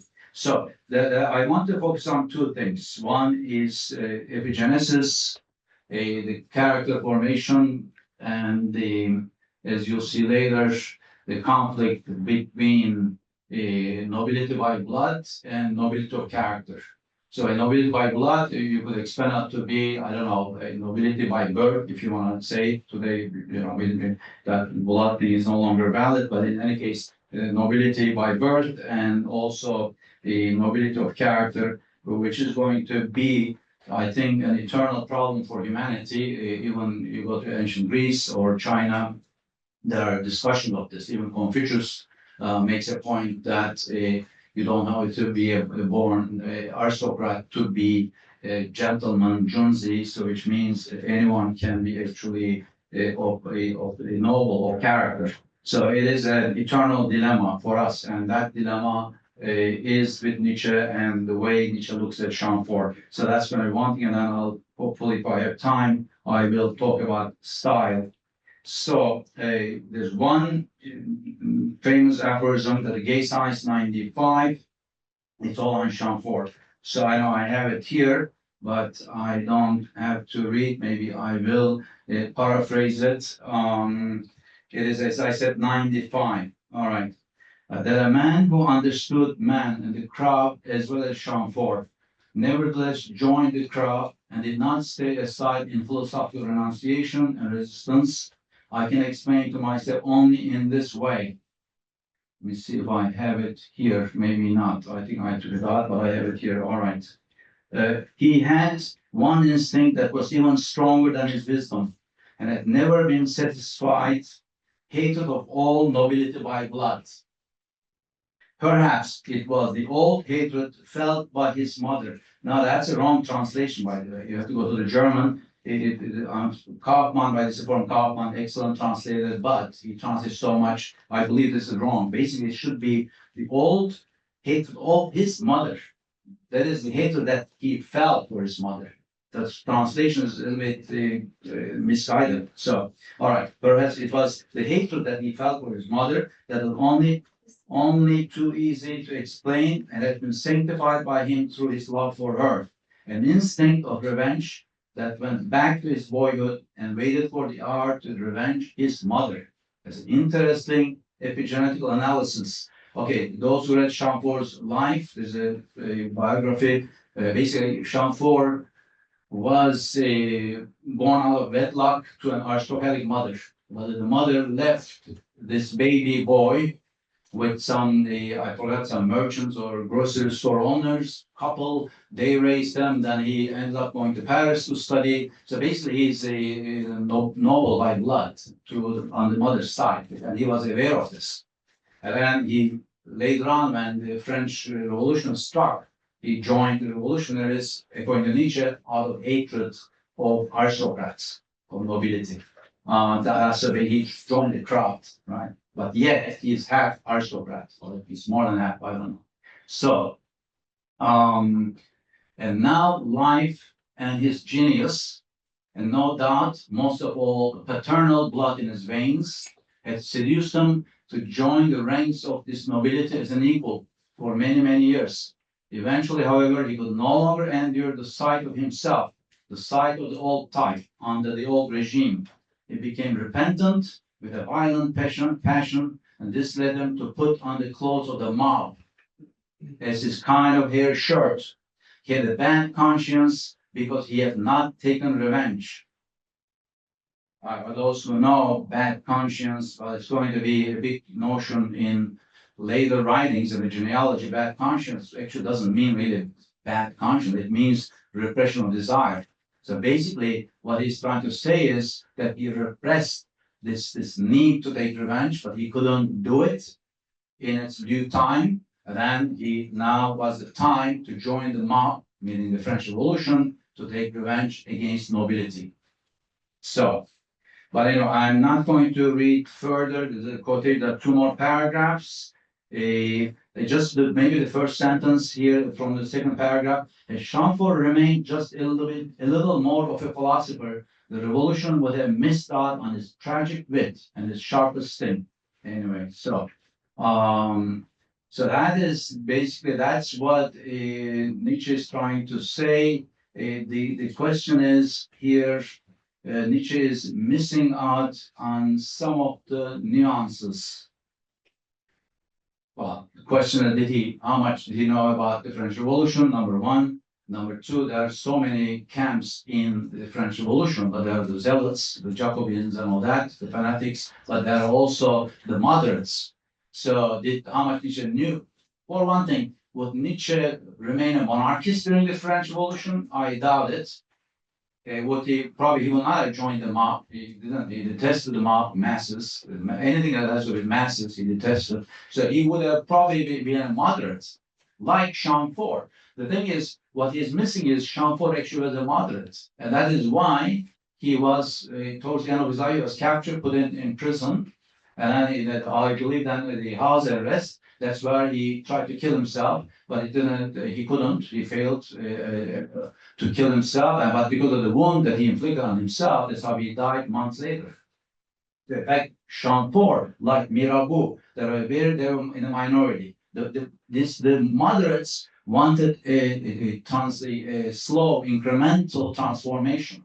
Most likely they were expecting a constitutional monarchy rather than this radical change, because Nietzsche also doesn't support radical change. And so basically, he would have agreed, I think, with Chamfort's position, but he doesn't look at the nuances. That is the problem with Nietzsche. And then at the end, he says, he speaks of what it means to be French or Italian. I don't want to get into that. It's as previous speakers noted, Nietzsche does refer to these sort of national identities, but he's actually referring to character traits. So, and he may be wrong in some of the way he refers, but here French or Italian. But anyway, he does talk about Chamfort's last words. So Chamfort's last words before he died from injuries from a failed attempt at suicide, he says, "Oh my," is a quotation, "Oh my friend, I'm finally leaving this world where the heart either breaks or turns into bronze." All right, well, so then Nietzsche says, "These are not the words that a Frenchman would say." I don't know, why not? I mean, it's, it's that baffles me. I don't know explaining why wouldn't it's, I don't know, he has these a little bit rigid sort of categories sometimes. I mean, typically he's fluid, but sometimes he's not. All right, basically, okay. Coming back to the reading of Chamfort, a vindictive revolutionary is not accepted by all readers of Chamfort and Nietzsche. Okay, I'm going to present maybe two positions, and my position close to them. One of them, Ruth Abbey, finds Nietzsche's view of Chamfort, quoted above, to be a caricature of the moralist. Quote, "A survey of Chamfort's political views." Maybe I have it here. Hold on. Let me see. If I have it, so that you can, yes, I have it here. Okay, you can follow me on the screen. A survey of Chamfort's political views reveals this to be a caricature, where the moralist political views display the very richness that Nietzsche celebrates in his personality when he describes Chamfort as rich in depths and backgrounds of the soul. But that's, I think, from that aphorism, he characterizes Chamfort as rich in depths and background of the soul, which I agree with that. She then goes on to listing several reasons why Nietzsche's reading of Chamfort should be challenged. What Nietzsche does is to bury Chamfort's political views in the gray areas of the chaos that the French Revolution created. There are, however, deeper thoughts, nuances in Chamfort with which Nietzsche would have connected, had he read his thoughts deeply. All right, and similar to Abbey's position, there's another reader of Nietzsche and Chamfort, Brendan Donnellan, sees parallels between Nietzsche and Chamfort, despite the former's assessment of the latter as a vindictive revolutionary. Donnellan writes, quote, "Like Nietzsche, Chamfort was obsessed." Okay, I forget to move on. I think it should be there. Yes. Like Nietzsche, Chamfort was obsessed with the problem of resolving the dualism of light and intellect, illusion and truth. Anticipating Nietzsche's vitalism, Chamfort frequently advocated the superiority of natural passion over the corruption brought about by reason and artificiality of society. End of quotation. In this way, Chamfort, before Nietzsche, tried to envision a culture where the rational and the non-rational forces coexist, as they find their own expressions in the life of culture. Furthermore, like Nietzsche and before him, Chamfort was aware of the necessity of illusions for the life of individual and culture. Life without illusion and error, Nietzsche wrote. It's the famous saying, now I forget exactly where, and Chamfort uttered similar truths before him. Despite these and other parallels between Chamfort and Nietzsche, Donnellan also observes some stark differences between the two thinkers. Differences that are rooted in the dilemmas, respect of the Enlightenment, and announcement of the death of God and the critical morality of good and evil. Clearly, we have to keep in mind the historic differences of Chamfort and Nietzsche, the 18th century Enlightenment, whereas Nietzsche, the 19th century, post-positivism, and the announcement of the death of God in the gay science in 1882. So, as for style, of course, Nietzsche admires many French writers, and Chamfort also is one of them. It is The Wanderer and the Shallow, aphorism 214. By the way, I forgot to mention that Nietzsche's first book of aphorisms is Human to Human. There he acknowledges La Rochefoucauld, right? I believe the first page. So that's an acknowledgement to the French writer La Rochefoucauld. Here, I'm not going to read this. I don't think I probably took it out. Maybe, yeah, it is here. I don't think I have time to read the whole thing, but we can maybe look at the first part. European books. This from Wonder and His Shadow. That would be Nietzsche's third book of aphorisms. Altogether, he has, I believe, I don't know, 6 or 7. European books. When reading Montaigne, La Rochefoucauld, La Bruyère, Fontenelle, Volnark, and Chamfort are closer to antiquity than in the case of any other group of 6 authors of any other nation. But that's a very high praise. I'm not sure if this is really fully correct.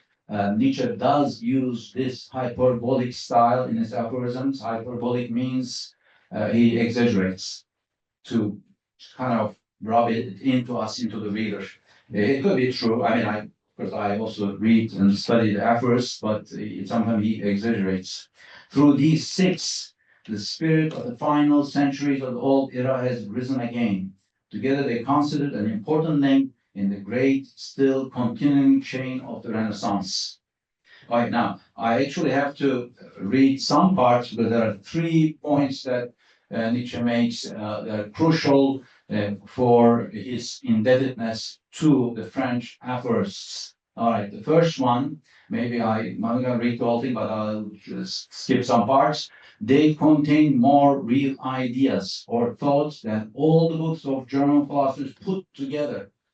That's a big thing to say. I mean, I don't know, those who are German idealists would laugh at that, but in any case, I'm not a German idealist. I would say there's, the truth to that clearly, because they are full of insights.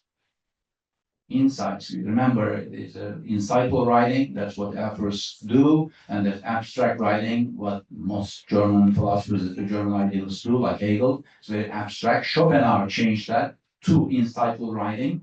So they're full of, I would say, insights. I would agree, if you put just insights, yes, they're full of insights, but as for abstract ideas, maybe not. Ideas of the kind that produce ideas in which I'm at a loss to finish the definition. It is enough that they seem to me authors who have written neither for children nor for dreamers. Goes on and on. All right. Again, he's pitching French against the Germans, which, again, typical of what Nietzsche does. Although he is a German, yet he is critical of German culture in many ways. So you see it right there as well. All right. The second point, I'm going further down. On the other hand, what clarity and delicate precision those Frenchmen possess. All right, that's clarity, and I highlighted that, clarity, delicate precision. And then, even the most acute ear of the Greeks must have approved of this art, he's referring to ancient Greeks.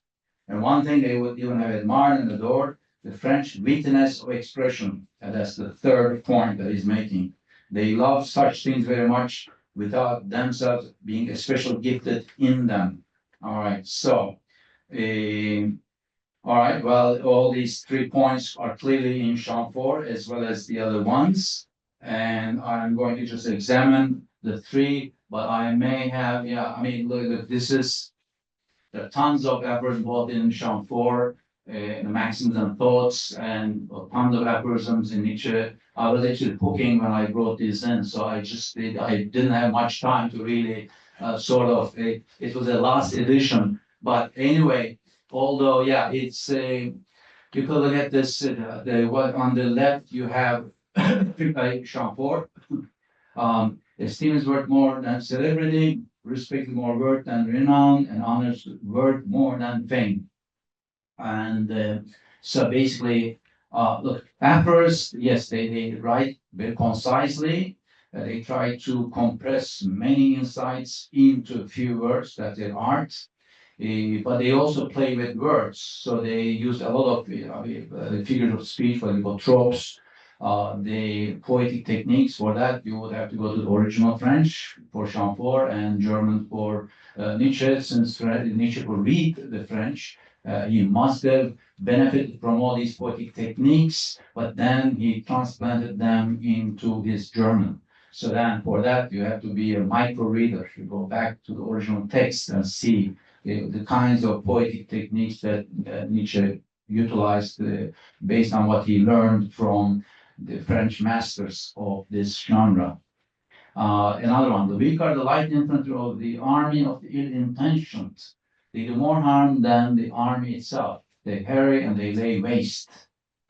All right, that's Jean 4. The natural order is in the social order. One must not hope to be more than one can be. All right, well, I don't know if Nietzsche would agree with that, but in any case, that's Jean 4. All right, just to get a flavor here with Nietzsche, this should be from all to human. Let's see, I don't even have this here, and I cannot see the right side of my screen. Okay, let me see if I can move the, yes. One thing to be loved. Okay, just one other remark. In many instances, Nietzsche gives a title to his aphorisms, whereas you don't see it with Jean 4. Right? The one thing to be loved. That's it. That's how he opens it up. And then, okay, I don't want to say every aphorism. I know more about Nietzsche. Nietzsche has a very distinct use of punctuation marks. Look at this period, then the long dash, the M, what the M dash, that's the, Nietzsche used a lot of this M dash. It is the, I would say, the thinking space, the silence. You already know, Francois also mentioned, we worked on Nietzsche and music. Nietzsche was a musician, which means the new musical notations. So that could have been influence of his now through music. Then he brought that into also the use of punctuation in his writing.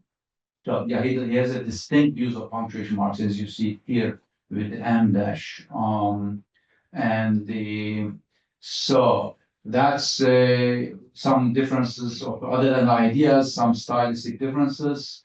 Okay, I cannot see the right side of my screen. Let me see if I can without. Okay, I hope I didn't do anything wrong here. But the demand to be loved is the greatest of all piece of presumption. Presumptuous to demand to be loved. That's Nietzsche's insight. Another one from the same. They're all from the same book, Human All Human. The life of one's enemy. He who lives for the sake of combating an enemy has an interest in seeing that his enemy stays alive, which is agonistic teaching, which is valid in sports. Those who are in sports, some of my students are. You want your opponents to be there so that you can compete, right? You don't want to kill them. That's the beauty of competition. That's my area also. I work on that rather than war making. In war, we kill, that's it. There's only one life on earth. So you want your opponents to be there. All right, the last one, evaluation of service rendered.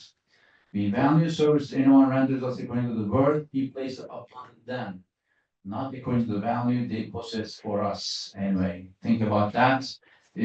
So basically, these insights make us think, reflect. You may not agree with them. In fact, the first reading, maybe you shouldn't even. They're supposed to attack our sort of basic ideas and create that space for thinking, reflection. All right. So coming back to the 3 points, let's see if I talk about these. But the first one, universality, real thoughts, they capture human condition.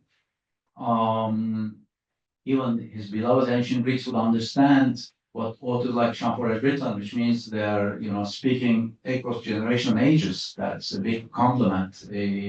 While German writers excelled in obscurity, not to mention their tendency to romanticize and idolize. There would be the romantics and the obscurity. I don't know if he means Hegel. Anyway, if there are any Hegelians in the room. It's all right. But I mean, even Germans read Hegel's translation in English. They cannot read in German. One sentence could be one page in Hegel. I saw phenomenology. I had to have some painkillers with me while reading Hegel. Anyway, all right. Second point: clarity and delicate precision. Aphorism focus on the points they make and insights they bring forth. So this done in the most concise and compact manner. These insights are stuffed by the aphorism into the fewest and the most choice-worthy words possible. So basically, each aphorism stands by itself, by the way. An excerpt, clearly there are, the degrees of separation, if you will. We don't have to be Aristotelian and follow rigid categories, but to me, an aphorism stands by itself. So an excerpt from a book is not an aphorism. I mean, it may read like one, but because the aphorists are struggling to come up with the most perfect, concise writing. And so, third one, wittiness. Wits, that the German word, it sounds like wit in English, translates wit or joke.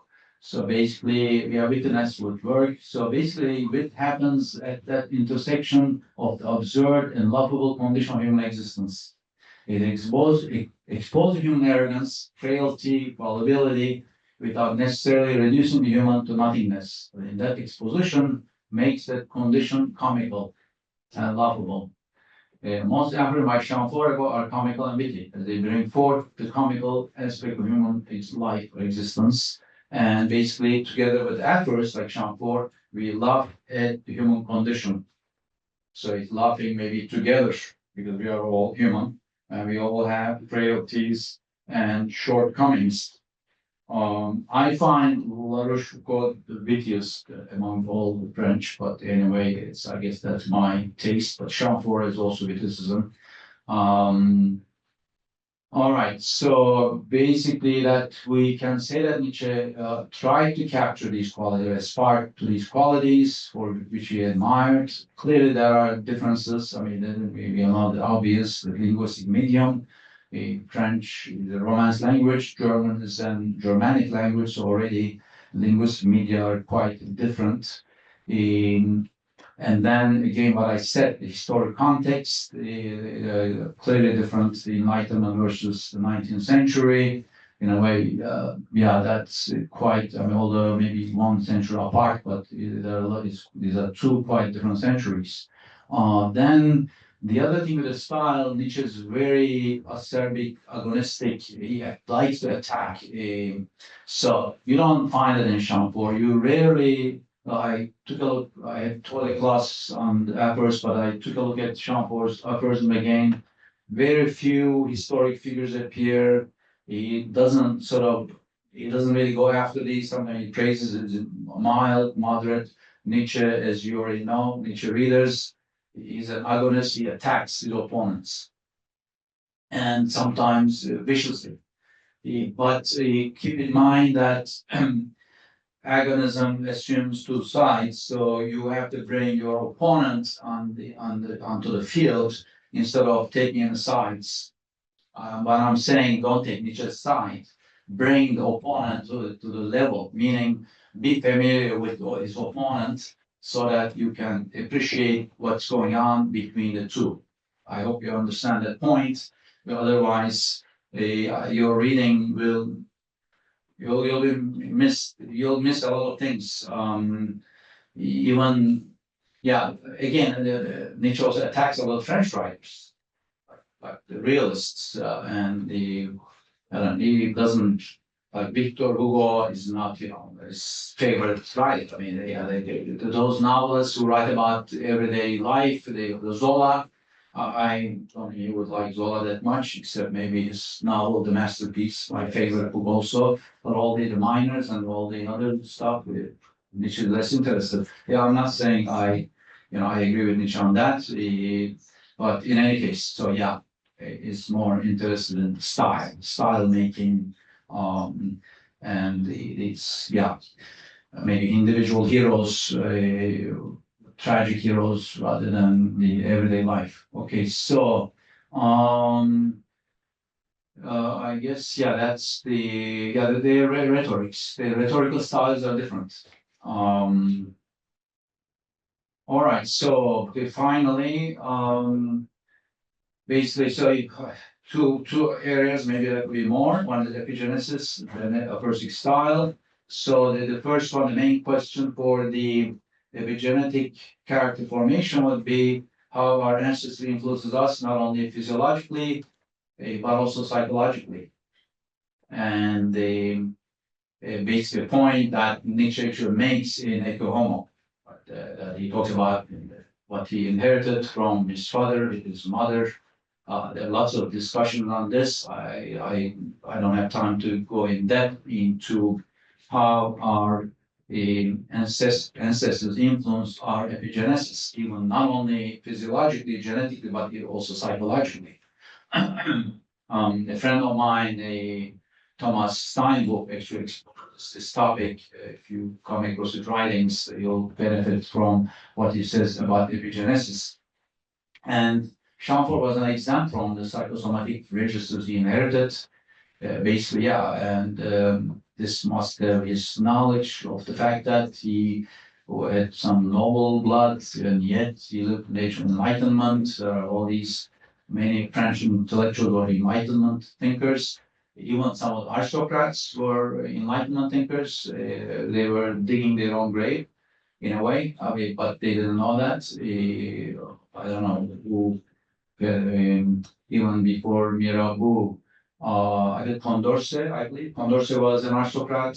So there are all these, there's a few, maybe more than few, Enlightenment thinkers who were aristocrats, and they did support maybe the French Revolution closely or remotely. Marquis de Sade, I know Marquis de Sade is a very bizarre figure, but Marquis, an aristocrat, he became a revolutionary, but clearly he was an oddball, he was in prison and all that, but you know, there are a few aristocrats. So, and Chamfort was actually very close to the courts as well. I mean, he was an Enlightenment figure, but yet he was also a playwright, and I think some of his plays were performed at Versailles, if I'm correct. If anybody knows Chamfort's life at the court, so he was close to the courts at the same time while being an Enlightenment thinker. All right, so that's the epigenesis. Then the Chamfort's influence on Nietzsche's aphoristic genre in form and content. Yeah, it's if you read both, put them together, human to human, and Chamfort's maximum aphorisms, you will find a lot of similarity in style and even in some content. Apart from the structures that are similar, offer a few differences. Chamfort aphorisms are not numbered and no titles, what I mentioned earlier. And moreover, they play their own language games in their own languages, French and German, as we are ludic beings. The playfulness in any medium in arts, language, thought, or performance must continue. Thank you very much.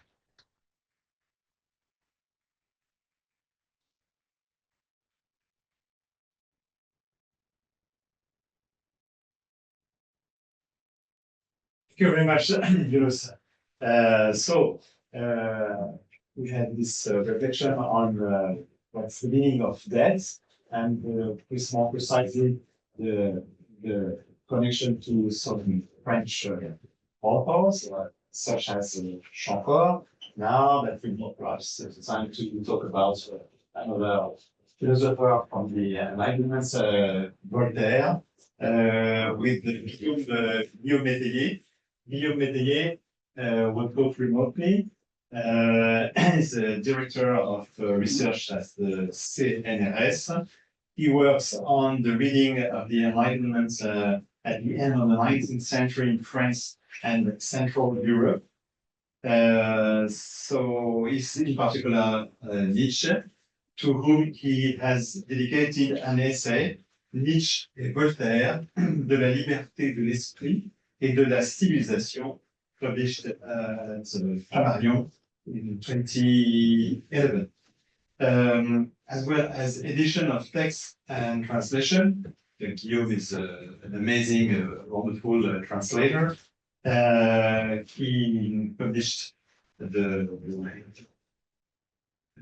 Way of Play. He's the one who published all Nietzsche's poems. So that's at the Belles Lettres. So he also published numerous articles. He reflects on the relationship between literature and philosophy as a translator and a poet himself. So welcome, Guillaume, and about Nietzsche and Voltaire. Thank you very much. Je vais malheureusement moi aussi parler en français. Est-ce que vous m'entendez bien? Oui. Voilà. Étant à la maison française et plus encore à la maison tout court, à la maison en France. Voilà. Donc, je remercie d'abord les organisateurs, soit en particulier Younous pour leur invitation, et les intervenants que j'ai entendus avec beaucoup d'intérêt tout à l'heure. La question de Nietzsche et Voltaire est en fait une question qui a été très longtemps négligée par la critique nietzschéenne, et voltairienne aussi d'ailleurs, alors même que l'intérêt de Nietzsche, et peut-être sa dette pour les auteurs français, avait suscité un certain nombre d'études, des études nombreuses, nourries, mais qui, quasiment toutes, à part quelques exceptions, passaient à côté de Voltaire, pour des raisons sur lesquelles j'essaierai de revenir éventuellement plus tard. Cet oubli a été, au fond, le sujet de mon travail de thèse, il y a de cela déjà un certain temps, et ce colloque me permet de rajeunir un peu à distance. Comme le disait très gentiment François, ce travail de thèse a abouti à un livre qui s'appelle donc Nietzsche et Voltaire, et j'aimerais retraverser ce travail avec vous aujourd'hui. En commençant par un phénomène qui est assez instructif, c'est la façon dont le 19e siècle, en particulier ici Goethe, mais pas seulement, je pense à de nombreux auteurs, et notamment le déterminisme du 19e siècle, notamment Taine, par exemple. Taine, que Nietzsche avait tellement lu et qui s'intéressait justement au milieu, à la race, comme il disait, aux moments dans lesquels les auteurs étaient intervenus. Le 19e siècle a, en effet, comme le rappelait Marc et d'autres orateurs, a construit des caractérisations nationales. Et il a établi un lien entre les caractérisations nationales et les écrivains.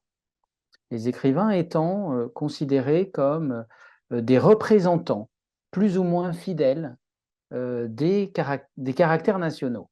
Or, au XIXe siècle, et déjà très en amont, Voltaire est considéré et construit comme le français par excellence. L'écrivain qui synthétise l'esprit français. Alors on pourra utiliser nous-mêmes de nombreux lieux communs de l'époque, la clarté, la limpidité, disait Marc, l'esprit, on a parlé tout à l'heure du Witz, voilà, cet esprit français qui est un peu une sorte d'origine peut-être du Witz romantique, dans une fusion avec l'émotion romantique. Et Nietzsche hérite de cette image de Voltaire, il en hérite à partir d'un de ses auteurs de prédilection, qui est tout simplement Goethe lui-même.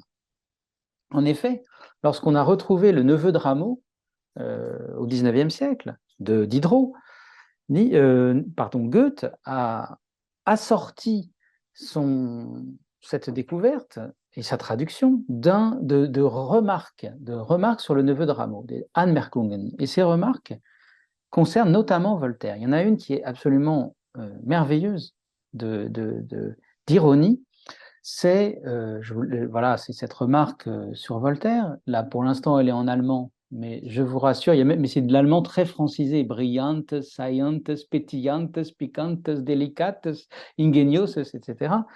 Et voilà ce que ça donne en français. Il s'agit véritablement de la matrice de cette idée d'un lien quasiment organique entre certains écrivains et la nation, dont ils sont les héritiers. Ce n'est pas vraiment la dette, c'est l'héritage, les héritiers parfaits, autre thème très nietzschéen. Donc je vais le lire peut-être en vitesse, même si vous l'avez sur l'écran. Quand les familles se maintiennent longtemps, on peut remarquer que la nature finit par produire un individu qui comprend en lui les qualités de tous ses ancêtres et qui réunit et exprime parfaitement toutes les facultés jusqu'ici isolées et esquissées. Il en va de même pour les nations, familles, dont tous les mérites s'expriment un jour, si cela réussit, en un seul individu. C'est ainsi qu'en Louis XIV est né un roi français au sens le plus élevé du terme, et c'est ainsi qu'en Voltaire est né le plus haut écrivain concevable parmi les Français, le plus conforme à la nation. Les qualités que l'on exige d'un homme d'esprit, que l'on admire en lui, sont multiples, et les exigences des Français sont en cela, etc. Blablabla. Mais surtout, le moment absolument merveilleux de cette de ce texte. C'est le moment où Goethe, un texte que Nietzsche connaissait très bien et qu'il a cité à plusieurs reprises, hein, bien sûr, le moment où Goethe dresse une liste de qualités typiquement françaises dont Voltaire est un des héritiers. Profondeur, génie, contemplation, élévation, nature, talent, mérite, noblesse, esprit, bel esprit, sentiment, sensibilité, etc. Mais le coup de génie vient après. De toutes ces qualités et manifestations de l'esprit, Voltaire ne peut peut-être contester que la première et la dernière, la profondeur et la perfection dans l'objet littéraire.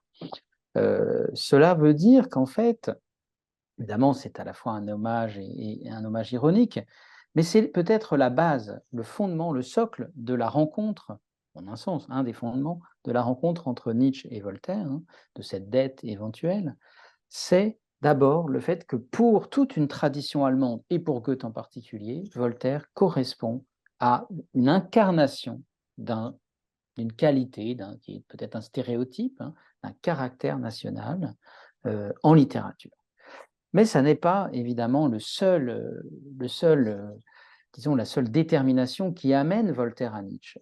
L'autre détermination, et d'ailleurs à Goethe aussi, c'est bien entendu la particularité de la relation entre Voltaire et l'Allemagne.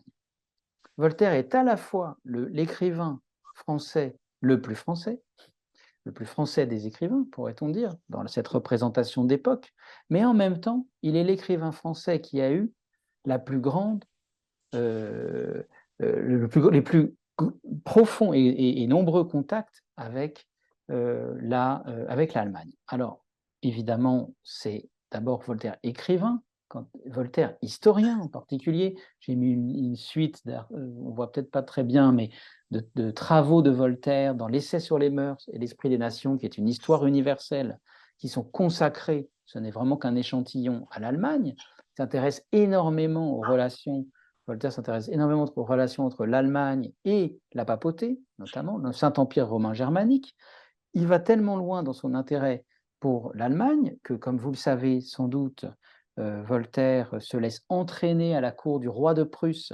Ça, c'est vraiment dans l'histoire de la mentalité allemande au XIXe siècle un point très important. Voltaire se laisse entraîner à passer 3 ans à Berlin. On ne connaît pas beaucoup de grands philosophes français qui ont passé 3 ans à Berlin au XVIIIe siècle. Voilà, donc Voltaire passe 3 ans à Berlin, il est censé corriger les œuvres de poésie, comme il dit, pour se moquer de l'accent de Frédéric II, du roi de Prusse. Et en dehors de tout ça, Voltaire écrit à l'issue de ce séjour mouvementé à Potsdam, il écrit les Annales de l'Empire, c'est-à-dire une histoire de l'Allemagne. Donc en réalité, quand Nietzsche s'empare d'une certaine façon de Voltaire, il a déjà derrière lui tout un ensemble, toute une réception à la fois historique, littéraire et philosophique de Voltaire dont nous n'avons plus aucune idée, dont les Nietzschéens du XXe siècle n'avaient pas vraiment idée, et qui en fait est omniprésente d'une certaine façon dans le substrat des lectures nietzschéennes, et j'y reviendrai. Nous avons travaillé là-dessus avec la revue Voltaire, dont je m'occupe à la Sorbonne. Nous avons fait un Voltaire dans le monde germanique. Bon, je vous passe sans faire trop de publicité les nombreux articles. Nous avons même fait un deuxième numéro sur le sujet, tellement Voltaire en Allemagne est en soi un sujet d'étude extrêmement riche et passionnant et toujours à explorer. Alors donc, il y avait là un paradoxe dans l'oubli de Voltaire, dans les dettes éventuelles de Nietzsche, un paradoxe parce que, pour ces 2 raisons que j'ai évoquées, mais aussi parce que la réception dont je parle n'est pas uniquement liée à la présence de Voltaire sur le territoire allemand, bien entendu. Elle est liée au fait que cette présence symbolise, à l'époque, le prestige de la langue française, de la culture française. Frédéric II, le roi de Prusse, c'est-à-dire la Prusse, c'est-à-dire l'entité qui va être à la base de l'unité allemande en 1870, c'est-à-dire quand Nietzsche a 26 ans. Le roi de Prusse refuse de parler allemand. Il veut parler français avec Voltaire plutôt qu'allemand. La langue allemande ne lui semble pas une langue littéraire. alors même qu'au même moment, évidemment, est en train de naître un grand mouvement littéraire allemand. Mais donc, c'est vraiment disons, un contexte historique. La présence de Voltaire en Allemagne est un point chaud, on pourrait dire, de la relation imaginaire entre deux cultures, entre deux caractérisations nationales. Et Nietzsche, évidemment, hérite de cette de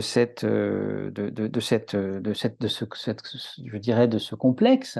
Il en hérite puisque, comme je le disais, la fondation de l'unité allemande se fait autour de la Prusse dans les années et par la guerre face à la France autour de 1870, donc dans un moment clé de son développement intellectuel. Alors, cet oubli est d'autant plus important que tout ce contexte historique s'est décliné, et j'y reviendrai, dans de nombreuses... une explication, comme on dit en allemand, hein, une Auseinandersetzung de la tradition allemande, avec Voltaire en particulier. J'y reviendrai avec un exemple précis, mais ce n'est donc pas du tout une boutade lorsque, en 1878, ça a été rappelé par plusieurs orateurs, et notamment par François Nodelman, me semble-t-il, Nietzsche dédie Humain trop humain, ou Chose humaine trop humaine, comme il faudrait traduire, hein, à Voltaire pour le centenaire de sa mort, le 30 mai 1778. Et là, nous avons donc un geste de dédicace. Il ne s'agit pas d'une dédicace sur un exemplaire, hein, il s'agit vraiment d'une dédicace du livre au moment de sa parution, certes, un geste qui est un geste de guerre envers la culture allemande telle que Nietzsche l'a cultivée jusqu'à présent, notamment face à Wagner, qui prend extrêmement mal cette dédicace. Et il va y avoir donc déjà une première strate d'oubli qui va se constituer suite à cette dédicace, orchestrée par le clan des Wagnériens, et en premier lieu par la sœur de Nietzsche. La sœur de Nietzsche, évidemment, n'est pas intéressée à ce que son frère, qu'elle n'a pas encore commencé à livrer au national-socialisme qui n'existe pas, mais enfin, elle est déjà très nationaliste, très pan-germaniste, elle n'a pas envie que son frère s'associe à un représentant français des Lumières. On est vraiment à front renversé par rapport à ses attentes. Donc c'est d'abord la sœur de Nietzsche, avant tout, qui explique que cette dédicace n'était que zufällig, elle était quasiment fortuite, elle n'était due qu'à un anniversaire. En réalité, nous avons les preuves textuelles que Nietzsche a absolument exigé de son éditeur qu'il y ait une dédicace à Voltaire, que c'était pour lui très important, il souhaitait que le livre paraisse à ce moment-là. Et j'ai un argument par l'absurde que je trouve très amusant, c'est que Nietzsche aurait pu attendre, peut-être que c'était trop attendre pour lui, il n'était peut-être pas si patient, mais il aurait pu attendre, je ne sais plus si c'est le 2, oui, le 2 juillet 1778, il aurait pu très bien attendre le 2 juillet et dédier Humain trop humain à Rousseau pour le centenaire de la mort de Rousseau. On voit bien par cette démonstration par l'absurde qu'en réalité, il ne s'agit pas d'un hasard, il s'agit alors peut-être en effet plutôt d'un amor fati, on pourrait dire, plutôt d'un jeu de Nietzsche avec les anniversaires, bien sûr, mais surtout d'une véritable volonté de rompre avec la tradition métaphysique dans laquelle Nietzsche s'est développé pendant de très nombreuses années à la suite de Schopenhauer et dans la lignée, bien sûr, de son wagnérisme. Alors voilà, donc une dette qui est mise en avant par la dédicace, hein, le souvenir, la mémoire. Et cette mémoire est en effet extrêmement présente au moment du tournant, de ce tournant philosophique qu'est Humain trop humain. On le voit quand on lit le texte Humain trop humain de près, on se rend compte que Nietzsche revient très souvent à Voltaire de façon implicite ou explicite, hein, mais parfois les traces ont disparu. Les traces ont disparu parce qu'il y a des aléas. Là, c'est moi qui utilise l'argument du Zufall, du hasard, mais il y a des aléas éditoriaux. Par exemple, Nietzsche avait prévu un épilogue de Choses humaines trop humaines qui était extrêmement pathétique pour marquer sa dette envers Voltaire. Il s'agissait, disait-il, de tendre par-dessus tout un siècle un pont magnétique menant d'une chambre mortuaire, celle de Voltaire bien sûr, il ne le dit pas explicitement, mais on le comprend, puisqu'il vient de rendre hommage à Voltaire pour le centenaire de sa mort, donc à une Sterbezimmer, une chambre mortuaire, à celle qui sera le berceau de nouvelles libertés de l'esprit. Donc, on comprend qu'il s'agissait véritablement de créer un livre qui s'ouvrait et se refermait sur Voltaire comme figure de l'esprit libre, puisqu'évidemment, le livre Humain trop humain est dédié aux Freigeister, aux esprits libres. Donc, il y a un certain nombre comme ça d'aléas éditoriaux. Nietzsche a-t-il retiré, a-t-il finalement biffé cette conclusion? Est-ce son éditeur qui ne l'a pas reçu? Ça dépendait un peu des circonstances. Il y avait aussi, dans le deuxième livre de Humain trop humain, un dernier hommage prévu à Voltaire, qui a certes disparu, mais ça fait partie des événements, disons, philologiques qui expliquent aussi cette relative disparition. Mais je crois quand même que la disparition de Voltaire, des recherches nietzschéennes pendant de nombreuses années, s'explique plutôt par les évolutions des deux œuvres et de la réception de ces deux œuvres, celle de Voltaire et celle de Nietzsche. Celle de Voltaire n'a cessé de se rétrécir. On a lu de moins en moins de Voltaire et on a perçu de moins en moins avec le temps l'ampleur de son œuvre. Cette ampleur, elle est d'abord quantitative et il s'agit de volumes extrêmement imposants par leur nombre, hein, et la diversité des formes littéraires dans lesquelles Voltaire s'est exprimé. Il y a des tragédies, il y a des comédies, il y a des sciences naturelles. Voltaire a travaillé sur le feu, il a travaillé sur les fossiles, il a travaillé sur Newton, il a diffusé, et ça Nietzsche le savait très bien, il a diffusé la philosophie de Newton sur le continent, en passant par la France, qui était évidemment la langue française à l'époque, un vecteur, un peu comme la langue anglaise aujourd'hui, sauf à la maison française et ici à Paris, et autour de Paris. Mais voilà, donc en réalité, cette œuvre est tentaculaire. Il y a de la poésie, des petits poèmes, des grands poèmes, une épopée de l'histoire. Voltaire est un des grands novateurs de l'écriture historique. Il a écrit, donc je parlais de l'essai sur les mœurs, il y a aussi le siècle de Louis XIV, l'histoire de Charles XII, roi de Suède, etc. Et tout cela, en fait, Nietzsche le savait. C'est peut-être ce qui fait la différence entre l'exégète de Nietzsche du XXe siècle, et voire du début du XXIe siècle, et la culture de Nietzsche lui-même. C'est qu'en fait, à l'époque de Nietzsche, on savait encore que Voltaire ne se résume pas au programme du baccalauréat à Candide et à Zadig. On savait très bien, on connaissait l'ampleur de son œuvre et on connaissait aussi l'ampleur de l'effet historique prêté à son œuvre. C'est-à-dire notamment, alors à l'époque, on avait un peu une vision un peu naïve d'une sorte de préparation de la Révolution française, mais dans cette naïveté, il y a aussi peut-être une forme de justesse. Donc, il est évident que beaucoup d'exégètes n'ont pas vu Voltaire. Et ils n'ont pas vu Voltaire aussi parce qu'on en a beaucoup parlé aujourd'hui même. Ce qui a le plus frappé dans l'œuvre de Nietzsche, c'est probablement l'aphorisme. Et le lien entre l'aphorisme et la tradition aphoristique des moralistes français. On le voit très bien cela chez l'un des premiers exégètes très autorisés, très savants, très fins de Nietzsche, qui est Charles Andler. Hein. Alors là, je ne sais pas si vous voyez assez clair, mais je peux vous le détailler. Charles Andler, lorsqu'il cherche les précurseurs de Nietzsche, eh bien, il fait des chapitres, un chapitre sur Montaigne, un chapitre sur Pascal, un chapitre sur Fontenelle, dont on parlait tout à l'heure, à tout à fait juste titre, un chapitre sur La Rochefoucauld, sur Chamfort, un chapitre sur Stendhal, mais très curieusement, Voltaire, à qui est pourtant dédié Humain trop humain, qui est le tournant philosophique de Nietzsche, on le disait tout à l'heure, eh bien, très étonnamment, Voltaire eh bien, n'est pas traité par Andler. De la même façon, Kurt Paulians, le biographe de Voltaire, n'est pas non plus prétend que Nietzsche n'a pas lu Voltaire. En fait, une étude très précise permet de voir que Nietzsche a lu très abondamment Voltaire. Non seulement il l'a lu abondamment, mais il l'a lu plusieurs fois, de plusieurs manières, dans les deux langues, en français, en allemand, etc. J'ai fait évidemment cette recherche à l'époque.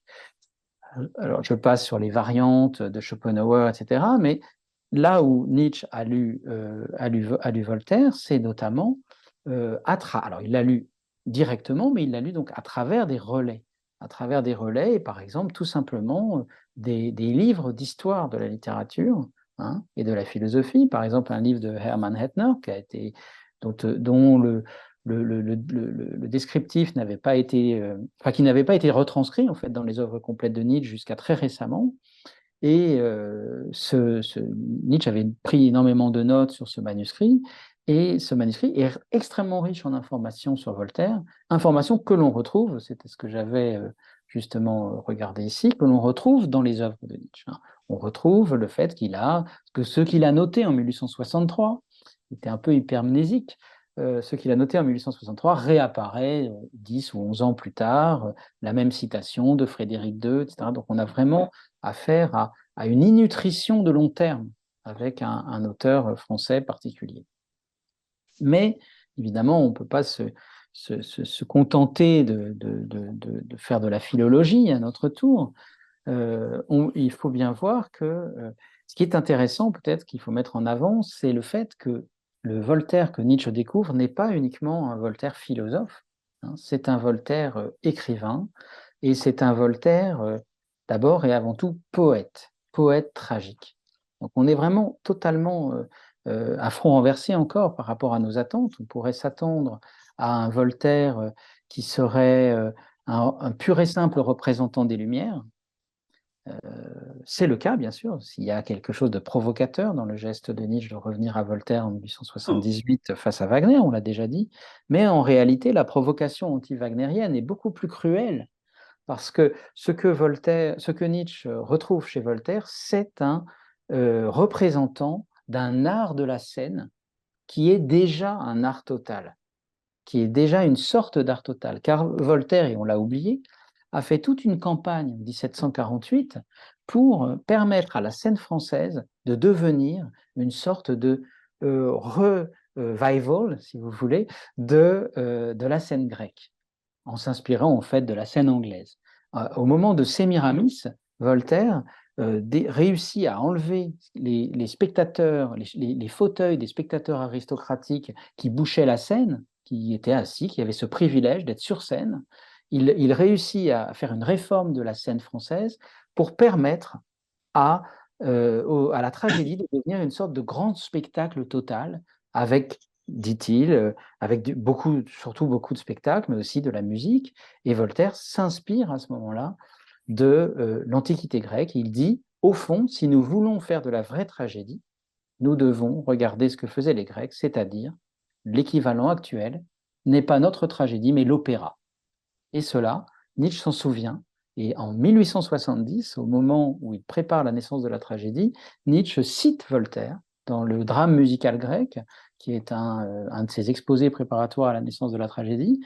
Et là, il dit, il faut, comme Voltaire, penser que la tragédie la vraie, doit ressembler, tragédie grecque, à l'opéra. C'était, disait Nietzsche dans une lettre au cardinal Quirini. En fait, personne n'avait trouvé d'où venait cette lettre. C'était pas très difficile. En fait, c'est pas une lettre, c'est une épître. Elle n'est pas à Quirini, mais à Quirini. C'est presque pareil. C'était une épître à un cardinal lettré.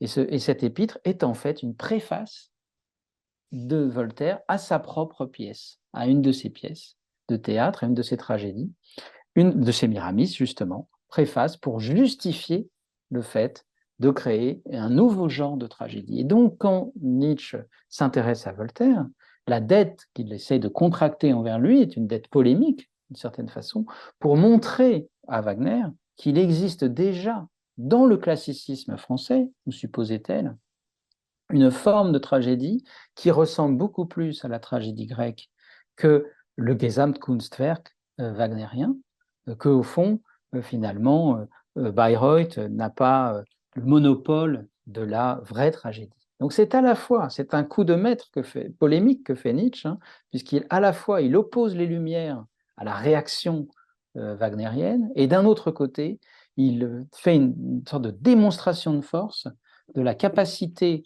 d'un écrivain classique français à poursuivre l'héritage des Grecs. Parce que derrière tout ça, il y a aussi bien sûr la polémique autour de notre dette, hein, donc de la dette envers l'Antiquité grecque.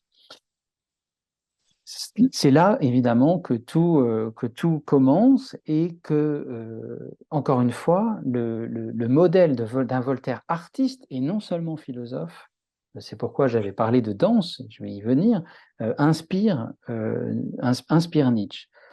Donc, j'ai pris notamment, enfin Nietzsche a souligné frénétiquement dans son exemplaire des lettres de Voltaire qu'il avait lu et relu, il a souligné des passages, ce n'est pas le passage en bleu, là je l'ai souligné moi-même pour faire un écho aux travaux de François sur les philosophes au piano, Nietzsche au piano, et comme un clavecin qui résonne, dit-il, du E muet à son interlocuteur, qui est comme un clavecin qui résonne quand les doigts ne frappent plus les touches. On a vraiment un Voltaire musicien qui est totalement aux antipodes de notre idée, de notre image d'Épinal, d'un Voltaire rationaliste, voilà, un philosophe des Lumières un peu plat, un peu sec, qu'il est aussi peut-être, mais qui n'est pas uniquement. Et c'est là qu'en effet, là pour le coup, ce que j'ai mis en bleu, c'est ce que Nietzsche a souligné, c'est là que Nietzsche s'intéresse à, un point très particulier, une sorte de métaphore nodale, séminale, qui est la métaphore de la danse dans les chênes. Hein. La danse dans les chênes, c'est une métaphore qu'invente Voltaire pour parler pour comparer la langue française et la langue italienne, notamment la question des rimes, une question très, très intéressante, enfin, moi je trouve très intéressante, et cette métaphore, bien Nietzsche la souligne, mais va surtout l'imiter sans cesse dans son œuvre, parce qu'elle représente une quintessence de son idée de ce qu'est une véritable liberté, c'est-à-dire en fait une fausse liberté, une apparence de liberté, et la réalité d'une contrainte qui finit par donner l'apparence de liberté, alors qu'en réalité, bien sûr, elle n'a été qu'une forme d'exercice, selon des termes, voire de dressage, selon des termes nietzschéens bien connus. Alors, danser dans les chênes, on le retrouve dans Humain trop humain, par exemple. Il y a même un aphorisme qui s'appelle Danser dans les chênes. Hein. Chez chaque artiste, dit-il, voilà, chaque artiste essaye de se rajouter des chaînes par rapport à la tradition, toujours plus de chaînes, pour avoir l'air toujours plus gracieux. Hein. C'est la métaphore de la danse qui, dit Nietzsche, est toujours reliée à une culture élevée, à une culture aristocratique, et il retrouve cette métaphorique et ce substrat axiologique chez Voltaire. Il y a par exemple un autre aphorisme dans le Voyageur et son ombre qui s'appelle la liberté dans les entraves. Et là, il s'agit, c'est un peu une annonce de ce qui suivra, il s'agit de Chopin, comme, pour lequel que Nietzsche décrit en utilisant ce schème, cette image, cette métaphore nietzschéenne de la danse dans les chênes, donc la liberté princière. On voit bien qu'à travers l'esthétique de Voltaire, en tout cas l'esthétique qu'il prête à Voltaire, Nietzsche est en train à la fois de faire entrer les Lumières dans la polémique anti-wagnérienne, mais aussi de gauchir les Lumières et de les transformer en une espèce d'aboutissement d'une culture aristocratique. Il est en train de retirer aux Lumières leur aspect populaire. Il choisit donc Voltaire contre Rousseau, de la même façon qu'il a choisi dans ses poèmes de jeunesse les Girondins contre les Jacobins. Donc c'est en même temps une dette ou un héritage qui est extrêmement complexe du point de vue polémique, hein, qui permet à Nietzsche de faire des mouvements très, très subtils, voire sournois. On retrouve cette même métaphore dans l'aphorisme « Nous les immoralistes hein, », où cette fois Nietzsche lui affecte un petit décalage et dit « Nous dansons bien dans nos chaînes et parmi nos épées, nous les immoralistes ». Et personne ne voit que nous sommes corsetés de devoirs. Les gens croient que nous sommes libres, la danse dans les chaînes, apparence de liberté, ils ne voient pas que notre liberté n'est que le résultat d'un autre type de devoir que le devoir moral tel qu'il est habituellement consenti par des individus qui abandonnent leur individualité à la norme. Alors, pour montrer le point commun entre Nietzsche et Voltaire, la dette peut-être nietzschéenne envers Voltaire du point de vue formel, je m'étais amusé à traduire des poèmes justement de façon formelle, comme Nietzsche les a écrits, pour faire résonner, certes dans la langue française, mais des harmoniques entre les deux poètes, car ce sont tous les deux des poètes philosophes et des philosophes poètes. Alors par exemple, ce poème, voilà, Nietzsche a écrit des épigrammes en vers, il appelle ça un prélude en rimes allemandes, il fait la danse dans les rimes, comme j'ai appelé ça, hein, pas que la danse dans les chaînes. Donc, j'ai essayé de traduire en rime, moi aussi. Donc, si à faire un choix l'on me porte, un simple lopin me suffit, bien au milieu du paradis, ou mieux encore devant sa porte. Vous voyez, c'est vraiment l'épigramme avec sa chute, et c'est totalement du Voltaire. Alors, j'ai pris un exemple du mondain, mais on pourrait en prendre d'autres. C'est bien en vain que par l'orgueil séduit, huet calmé dans leur savante audace, du paradis on recherchait la trace, le paradis terrestre est où je suis.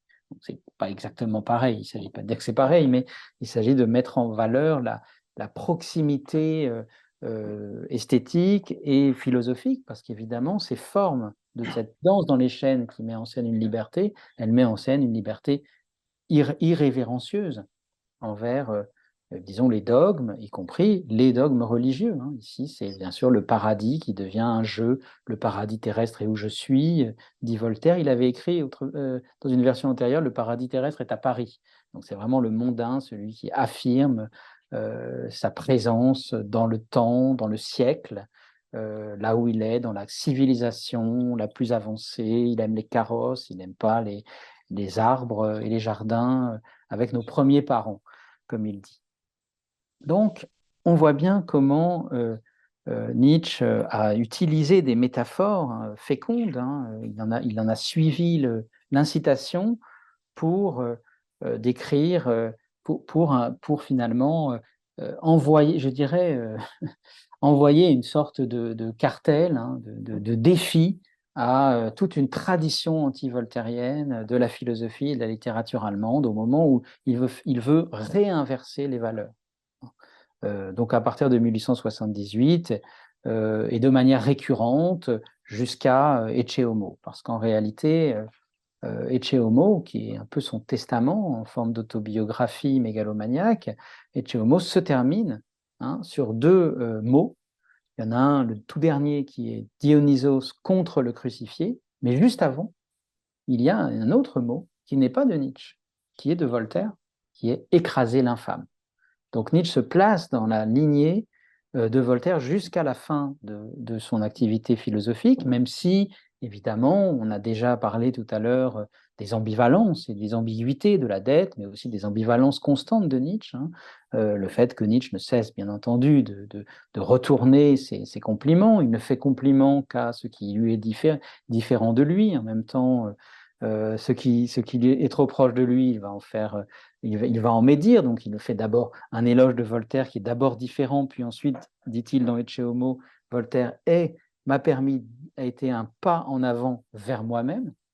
Donc, je crois que c'est peut-être dans cette dialectique qu'il faut saisir la dette, c'est-à-dire dans la dialectique entre du deviens qui tu es, hein, on devient l'autre, et une fois qu'on l'est devenu, qu'on se l'est incorporé d'une certaine façon, eh bien on se met à le dépasser à nouveau, à l'aide d'autres relais. Alors, peut-être Stendhal, en l'occurrence, pour Voltaire, c'est plutôt Galliani qui, à un moment, prend un peu le relais de Voltaire parce qu'il est plus cynique hein, que Voltaire. Voltaire est quand même un représentant des Lumières, de l'humanitarisme, du théisme, de ce que Nietzsche appelle le monotonothéisme. Donc, Nietzsche ne peut pas s'arrêter à Voltaire, mais ce qui est probablement intéressant, c'est qu'il ne s'est pas non plus laissé tromper par les thèses de Voltaire. Contrairement peut-être à notre habitude de spécialistes de Voltaire, où nous avons lu la thèse monumentale de René Pommeau, disant que ce qui s'appelle la religion de Voltaire, nous expliquant que Voltaire était un véritable théiste. Bien sûr, ce sont les thèses de Voltaire. Voltaire pose le théisme. Mais le mouvement littéraire et philosophique de Voltaire, c'est plutôt celui d'une d'une espèce de déchaînement, pour le coup, hein, non pas seulement la danse dans les chaînes, mais le déchaînement d'une polémique contre l'infâme. Et en cela, dans cette polémique antichrétienne, il y a probablement des réserves, des ressources de violence verbale et disons, de fécondité littéraire qui sont beaucoup plus fortes que le côté thétique, hein, des positions de Voltaire, en tout cas pour Nietzsche. Donc, ça, c'est à mon avis un point qui est important et intéressant. Je ne peux pas tout détailler, je vois que le temps passe à une vitesse effrayante, mais peut-être pourrais-je terminer justement sur un exemple bien connu qui met en parallèle les deux philosophes poètes. C'est Ainsi parlait Zarathustra. Ainsi parlait Zarathustra est une sorte de conte philosophique. Et Zadig de Voltaire est un conte philosophique qui est absolument traversé de manière obsessionnelle quasiment par la figure de Zoroastre, c'est-à-dire de Zarathustra. Donc en un sens, on pourrait comparer Zadig et Zarathustra, pas seulement parce qu'ils commencent par les mêmes lettres, mais parce qu'il y a vraiment bon, évidemment Nietzsche connaissait Zadig, on en a des preuves, mais parce qu'il y a cette référence au zoroastrisme. Cette référence à Zoroastre, c'est la référence à la première loi morale de l'humanité. C'est comme ça qu'il est compris dans toute la tradition depuis toujours. Et ce que va faire le geste de Nietzsche est totalement différent tout en étant proche, hein, de celui de Voltaire. Il va refaire comme Voltaire un conte philosophique. Et d'ailleurs, au moment où il publie Zarathustra, Nietzsche dit « J'ai trouvé une façon d'attaquer le christianisme à laquelle même Voltaire n'avait pas pensé », il le dit à plusieurs reprises. Et quand il écrit Zarathustra, eh bien Nietzsche fait une sorte de conte philosophique, mais vous avez bien remarqué que c'est un conte philosophique beaucoup plus long que Zadig. Pourquoi? C'est parce qu'en fait, justement, c'est le conte philosophique des idées de Nietzsche, hein, Übermensch, éternel retour, etc. Alors que chez Voltaire, on est encore dans ce que Nietzsche appelle le monotonothéisme, c'est-à-dire dans l'idée d'une vérité révélée. Elle est révélée par un Dieu sans visage, mais on a toujours une morale qu'on a dans notre cœur, dans notre raison, qu'on peut toujours retrouver en nous-mêmes. Or, chez Nietzsche, on doit reconstruire des valeurs et des tables de valeurs. Et pour ça, il faut écrire Zarathustra. Alors que chez Voltaire, il suffit de faire des clins d'œil, d'une certaine façon, d'utiliser la fameuse ironie voltairienne, de montrer de manière très fugace, par un conte philosophique très rapide, on montre au lecteur qu'il n'a plus qu'à retrouver en lui-même la révélation du bien, du mal, du beau, de Dieu et de la morale. Il n'a qu'à le retrouver en lui-même, et pour cela, eh bien, finalement, le conte philosophique voltairien reste cette forme fugitive. Voilà, donc c'est un peu là peut-être que se joue la distance entre ces deux philosophes, poètes et écrivains, une distance qui indique malgré tout une dette et un dépassement. Voilà, je crois qu'il est temps que j'arrête. Je vous remercie de votre attention.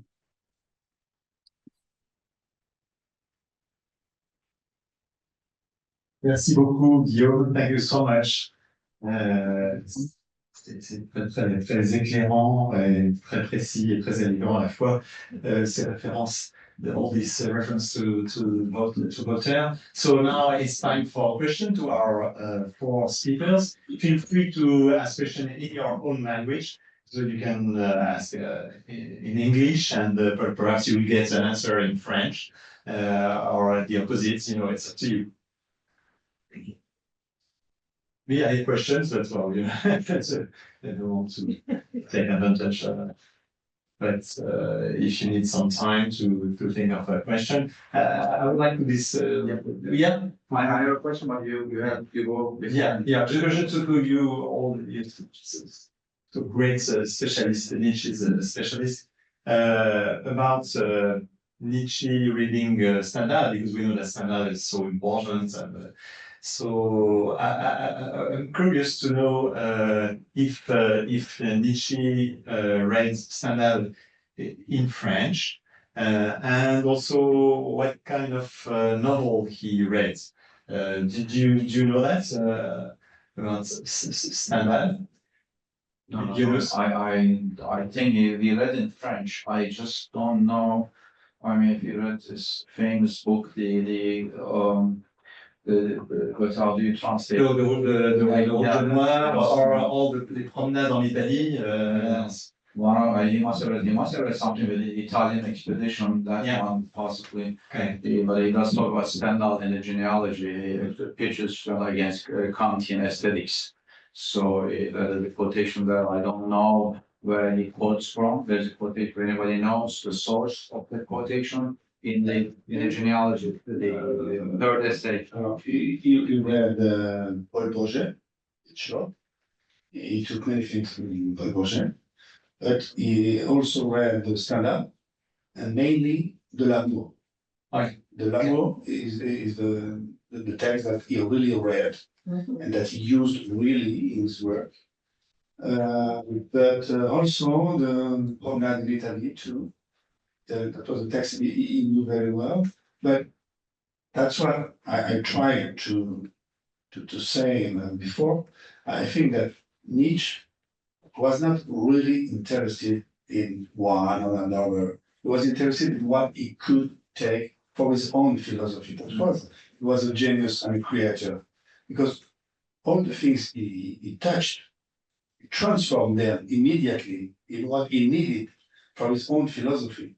So it's very interesting to try to find in every opera what Nietzsche found. It's very interesting because we learn many things and we are light about what Nietzsche really knew. But in reality, the genius of Nietzsche is always to take what he needs, even when he makes mistakes, because he did mistakes about what he took. But it was not the problem for him. The problem for him was to make philosophy.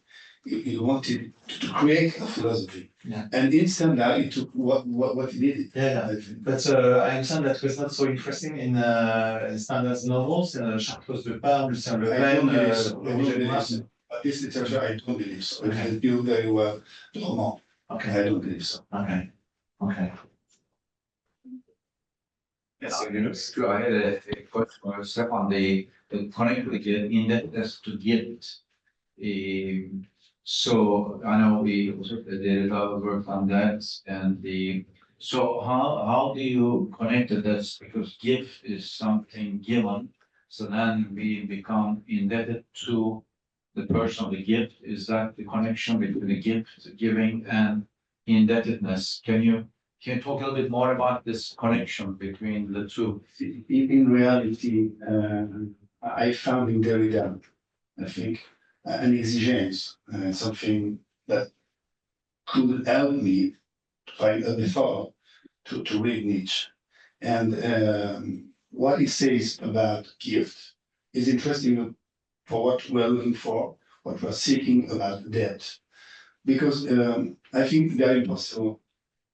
Gift is impossible. That's what I found really in Derrida. Derrida explained this, but Marion in France explained this. Many people explain this, that the don is something very difficult to explain. There is a complication in the gift. And I think it's the same thing with the debt. And with Nietzsche, everything is always very complicated because he has a debt, but it's difficult for him to recognize the debts he has, because all the things he recognizes have a sense in his own philosophy. So it's very difficult to find real depth. For example, I took the paragraph 39 of Beyond Good and Evil, and I think this is a good example of the way in which Nietzsche uses a reference. He takes exactly what he wants, and he gives him a light for the point he wants to show. Right. And I think, he made the same thing. That's what I wanted to say at the beginning. He made the same things with France in general and with the countries. Nietzsche was always in Italy, but he was not a tourist. When he came in a city, he didn't go into Rome or to Genoa or the city to see the things and the landscapes. He loves some landscapes. Loves some landscapes. For example, in Sorrento, it's sure. In Genoa, it's sure. But he didn't come there to visit and to see the things really as they are, but to reconstruct them for his own necessity. He made the same thing with the reference, I think. And he finds what he looks for, that's all. I think. J'ai une question pour Marc. J'aimerais savoir si cette question des références françaises, elle est discutée chez les germanistes. Est-ce que tu pourrais nous dire un mot, Marc, de la critique nietzschéenne comparée entre la France et l'Allemagne? Qu'est-ce qui intéresse et aujourd'hui dans ce champ-là? Aujourd'hui, Oui. aujourd'hui, je ne sais pas exactement, parce que les choses ont beaucoup changé au fil du temps dans la réception de Nietzsche. Il est clair que dans une première phase contemporaine de la fin de vie de Nietzsche, il n'était plus conscient, mais il commençait d'être à la fois connu et traduit en français.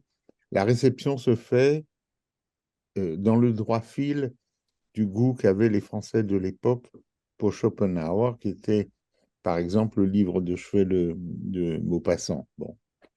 C'est dans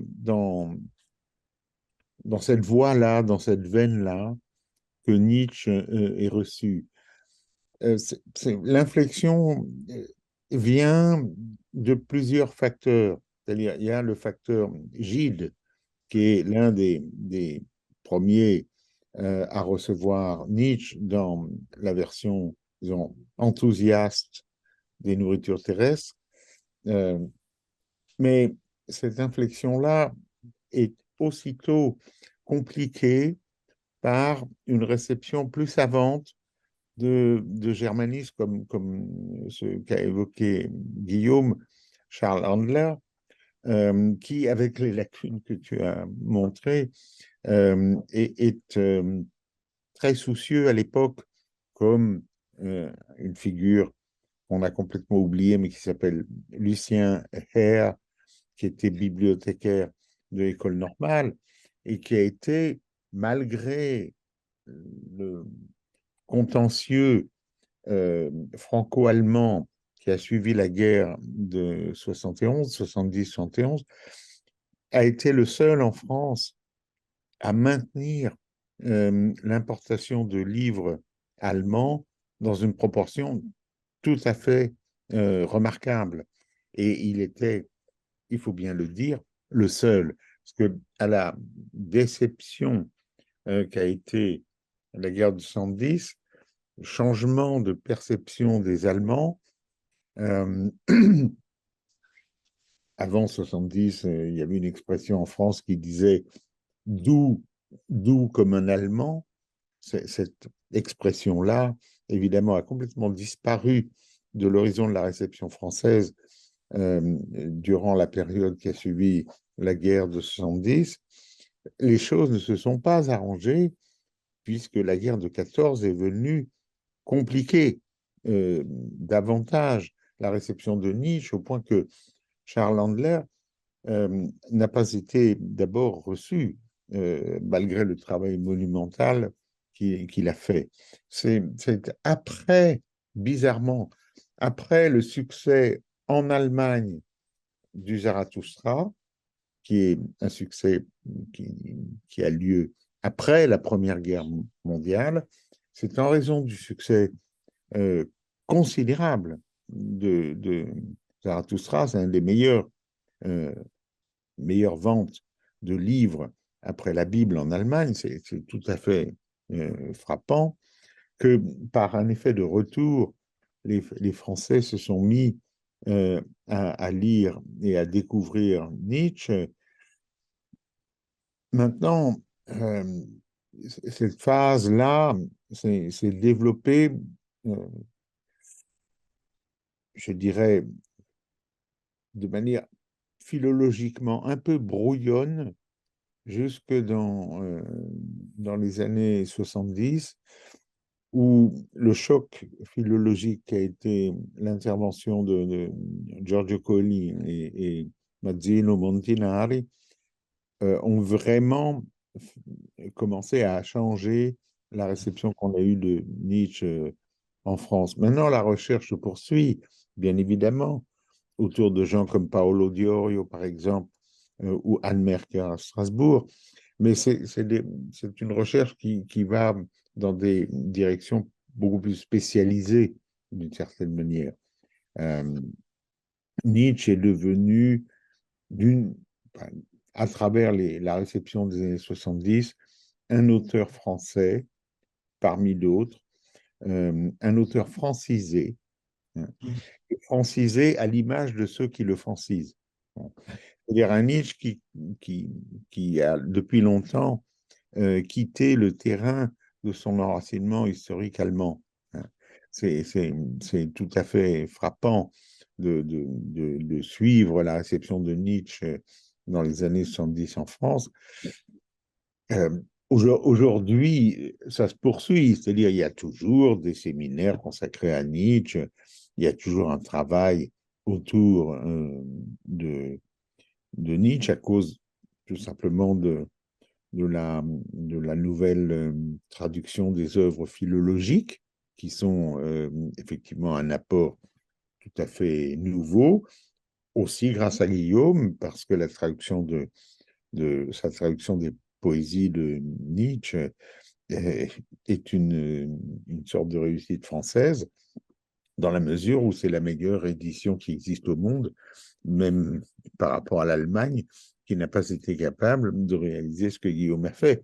Donc c'est assez amusant de voir qu'en retour, ce sont les Français qui donnent un peu le ton en maintenant l'intérêt pour un Nietzsche qui a complètement disparu en Allemagne. Ah oui. Nietzsche est devenu un auteur français. Voilà.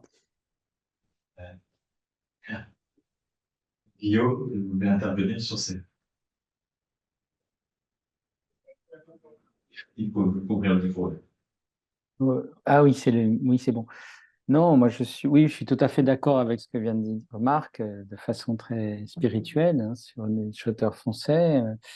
Mais je crois qu'en effet, il parlait des philologiques. C'est aussi un événement que cette entreprise. Alors là, on sort de la France, hein, bien sûr. On entre dans la relation très particulière que Nietzsche avait développée avec le monde antique, et grec antique en particulier. Et on voit très bien en travaillant sur les philologiques, on est Paolo, je vois, apparaît, et Marc aussi, on travaille à cette grande entreprise, hein, d'écrits philologiques. On voit très bien à quel point on peut être parfois pardon, un peu dupe des modèles, des objets, des masques de Nietzsche. Parce que la semaine dernière, Paolo était là, je parlais de Nietzsche et Théognis, un poète grec du VIe siècle avant Jésus-Christ. Et on a déjà, ça n'invalide pas ce que j'ai dit sur Voltaire, hein, mais on a déjà une forme de fusion dans l'objet chez Nietzsche qui est tout à fait étonnante, parce qu'il trouve chez ce poète grec antique une forme de pessimisme schopenhauerien ou pré-schopenhauerien. Il n'a pas encore lu Schopenhauer. Il en tire déjà des valeurs aristocratiques. Il en fait une espèce de partenaire de discussion extraordinaire sur plusieurs années. Et il écrit des dizaines et des dizaines de pages sur Théognis de Mégare. Et donc, en fait, bien sûr, la France joue un rôle très particulier dans le contexte franco-allemand, dans la tension franco-culturelle, et pas seulement militaire franco-allemande de son temps. C'est-à-dire qu'en fait, Nietzsche, et c'est là que je crois Nietzsche est unique, c'est que là où tous ses collègues célèbrent la victoire de 71, 70-71, Nietzsche, dans la première inactuelle, commence déjà par dire attention, une victoire militaire n'est pas une victoire culturelle. Donc il prend à revers son environnement intellectuel et il va chercher de l'autre côté de la frontière, du côté de l'ennemi, des ressources pour approfondir des points dont il se doute bien qu'ils sont ceux qui manquent chez lui. Donc il va chez l'autre, en fait. Et ça, c'est quand même extraordinaire. Et c'est pas aux Français qu'il le doit, c'est à lui-même. So I have a more general question for all. Because beyond the terrific work you are doing by editing, looking at all the archives, Nietzsche, in more general way, from a perspective, in a large perspective, what does it mean today, if it means something, to be a Nietzschean, because in France, yes, you can see Nietzsche from the extreme left to the center and even to the right. So would you say something about what it means today? Well, in France, but perhaps also, I don't know, in America. What does it mean if it means something to be Nietzschean or not to be Nietzschean? Who would like to answer? Yunus. I can. There are so many things to say. Well, Nietzsche was concerned with the transformation of culture. And of course, there were many dilemmas in the 19th century that concerned Nietzsche in this project. And many of these concerns are still relevant today. I mean, even if you take technology that started with the Industrial Revolution, that started in Nietzsche's time, it was already there. Although Nietzsche talks mostly about scientific rationality, but I think his critical remarks also are aimed at technology. But that's only one thing. There's so many other things. The rise of popularism, and how Nietzsche would critique that, and how we can benefit from that critique as well. Why is there an appeal to these kinds of populistic movements, both in the United States and Europe and in the world? The whole conflict between democracies and totalitarian regimes, where would Nietzsche be? And many other questions of psychology, questions of the body, how we relate to the body functions.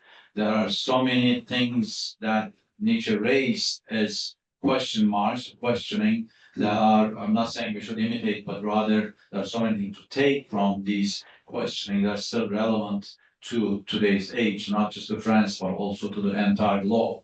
And as many of you know, I'm a Nietzschean. I am the co-founder of Nietzsche Circle, and we've been dealing with many of these questions and questions in the culture making as we are faced with global crises. I don't want to keep talking, but there's so many other things that are relevant in Nietzsche's works.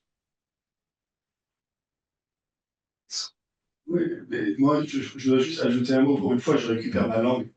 Et comme nos amis français, j'espère au moins pouvoir parler une fois juste en français, même si je ne dois pas faire une impolitesse. Nos amis anglais, simplement pour répondre à la question de François, qui est une vraie question très très importante, qui est une question pour le futur en fait des études nietzschéennes. Ça veut dire quoi être nietzschéen? Est-ce que ça veut dire être militant des thèses de Nietzsche, reprendre à la lettre pour les appliquer et en faire une grille de lecture pour notre présent et notre avenir? Je crois que ça n'a aucun sens. Je crois qu'être nietzschéen, ça veut dire aussi de l'institution autre chose. Ça veut dire poursuivre les études nietzschéennes, poursuivre la recherche, continuer à travailler à travers lui et sur son œuvre. Et on a là, avec Marc Delaunay, avec Guillaume Métayer, avec d'autres, des gens qui sont des vrais artisans de la compréhension et du commentaire de Nietzsche. Donc, à mon avis, être nietzschéen, ça veut dire avant tout ça.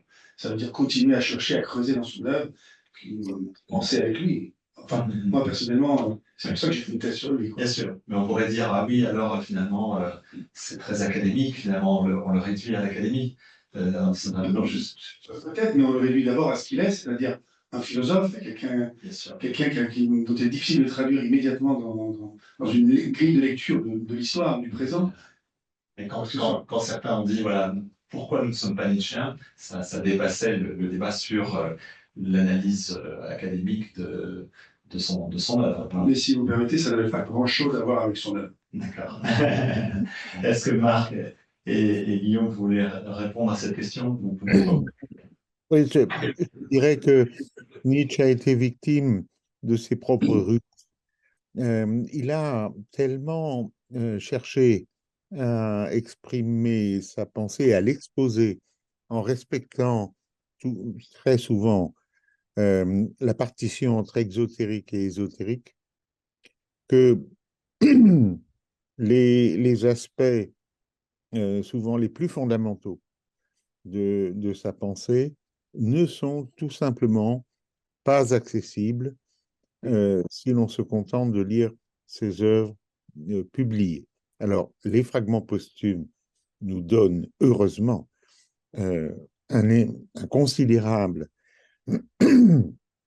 supplément philologique pour comprendre ce qu'il voulait dire, mais la plupart des gens qui reçoivent Nietzsche aujourd'hui le reçoivent de manière bien trop naïve et en tout cas pas en tenant compte des ruses multiples développées par Nietzsche lui-même dans l'exposé de sa pensée. Donc, nous sommes, sans être nécessairement nietzschéens, obligés de l'être quant à la manière que nous avons de le recevoir, parce que nous sommes obligés de souscrire à ce qu'il appelait de ses voeux, à savoir une philologie destinée aux esprits libres, car sans pratiquer cette philologie-là, qui est élitiste, eh bien, nous ne pourrions pas avoir accès à son œuvre. Donc, il y a un piège nietzschéen dans lequel nous sommes inévitablement tous pris, et qui est celui de l'exposition philosophique qu'il a choisi lui-même en s'inspirant, alors là, très directement, bien sûr, des Grecs. C'est clair que, de ce point de vue-là, son modèle, c'est Héraclite. Et c'est clair que c'est chez Héraclite que Nietzsche puise, disons, la technique qui consiste à exposer l'idée à travers des jeux rhétoriques très complexes qu'il manie en virtuose. Je pourrais donner maints exemples de la chose. Je suis obligé de le faire quand j'expose Nietzsche à des étudiants qui souvent me regardent en souriant, en ne croyant pas que ce soit possible qu'on fasse autant de ruses verbales. Mais c'est la même naïveté qu'à l'égard des virtuosités de la poésie, lorsqu'on est obligé de l'enseigner. La plupart du temps, aujourd'hui, il y a une sorte de distance qui se crée tout simplement parce que les gens sont habitués à une communication largement réduite au slogan et à l'opinion telle qu'on la voit circuler sur les réseaux sociaux. Donc cette distance-là, elle est d'emblée créée par un mode d'exposition qui est très raffiné chez Nietzsche et qui rend les choses extrêmement difficiles. Aux États-Unis, vous avez eu un très bon lecteur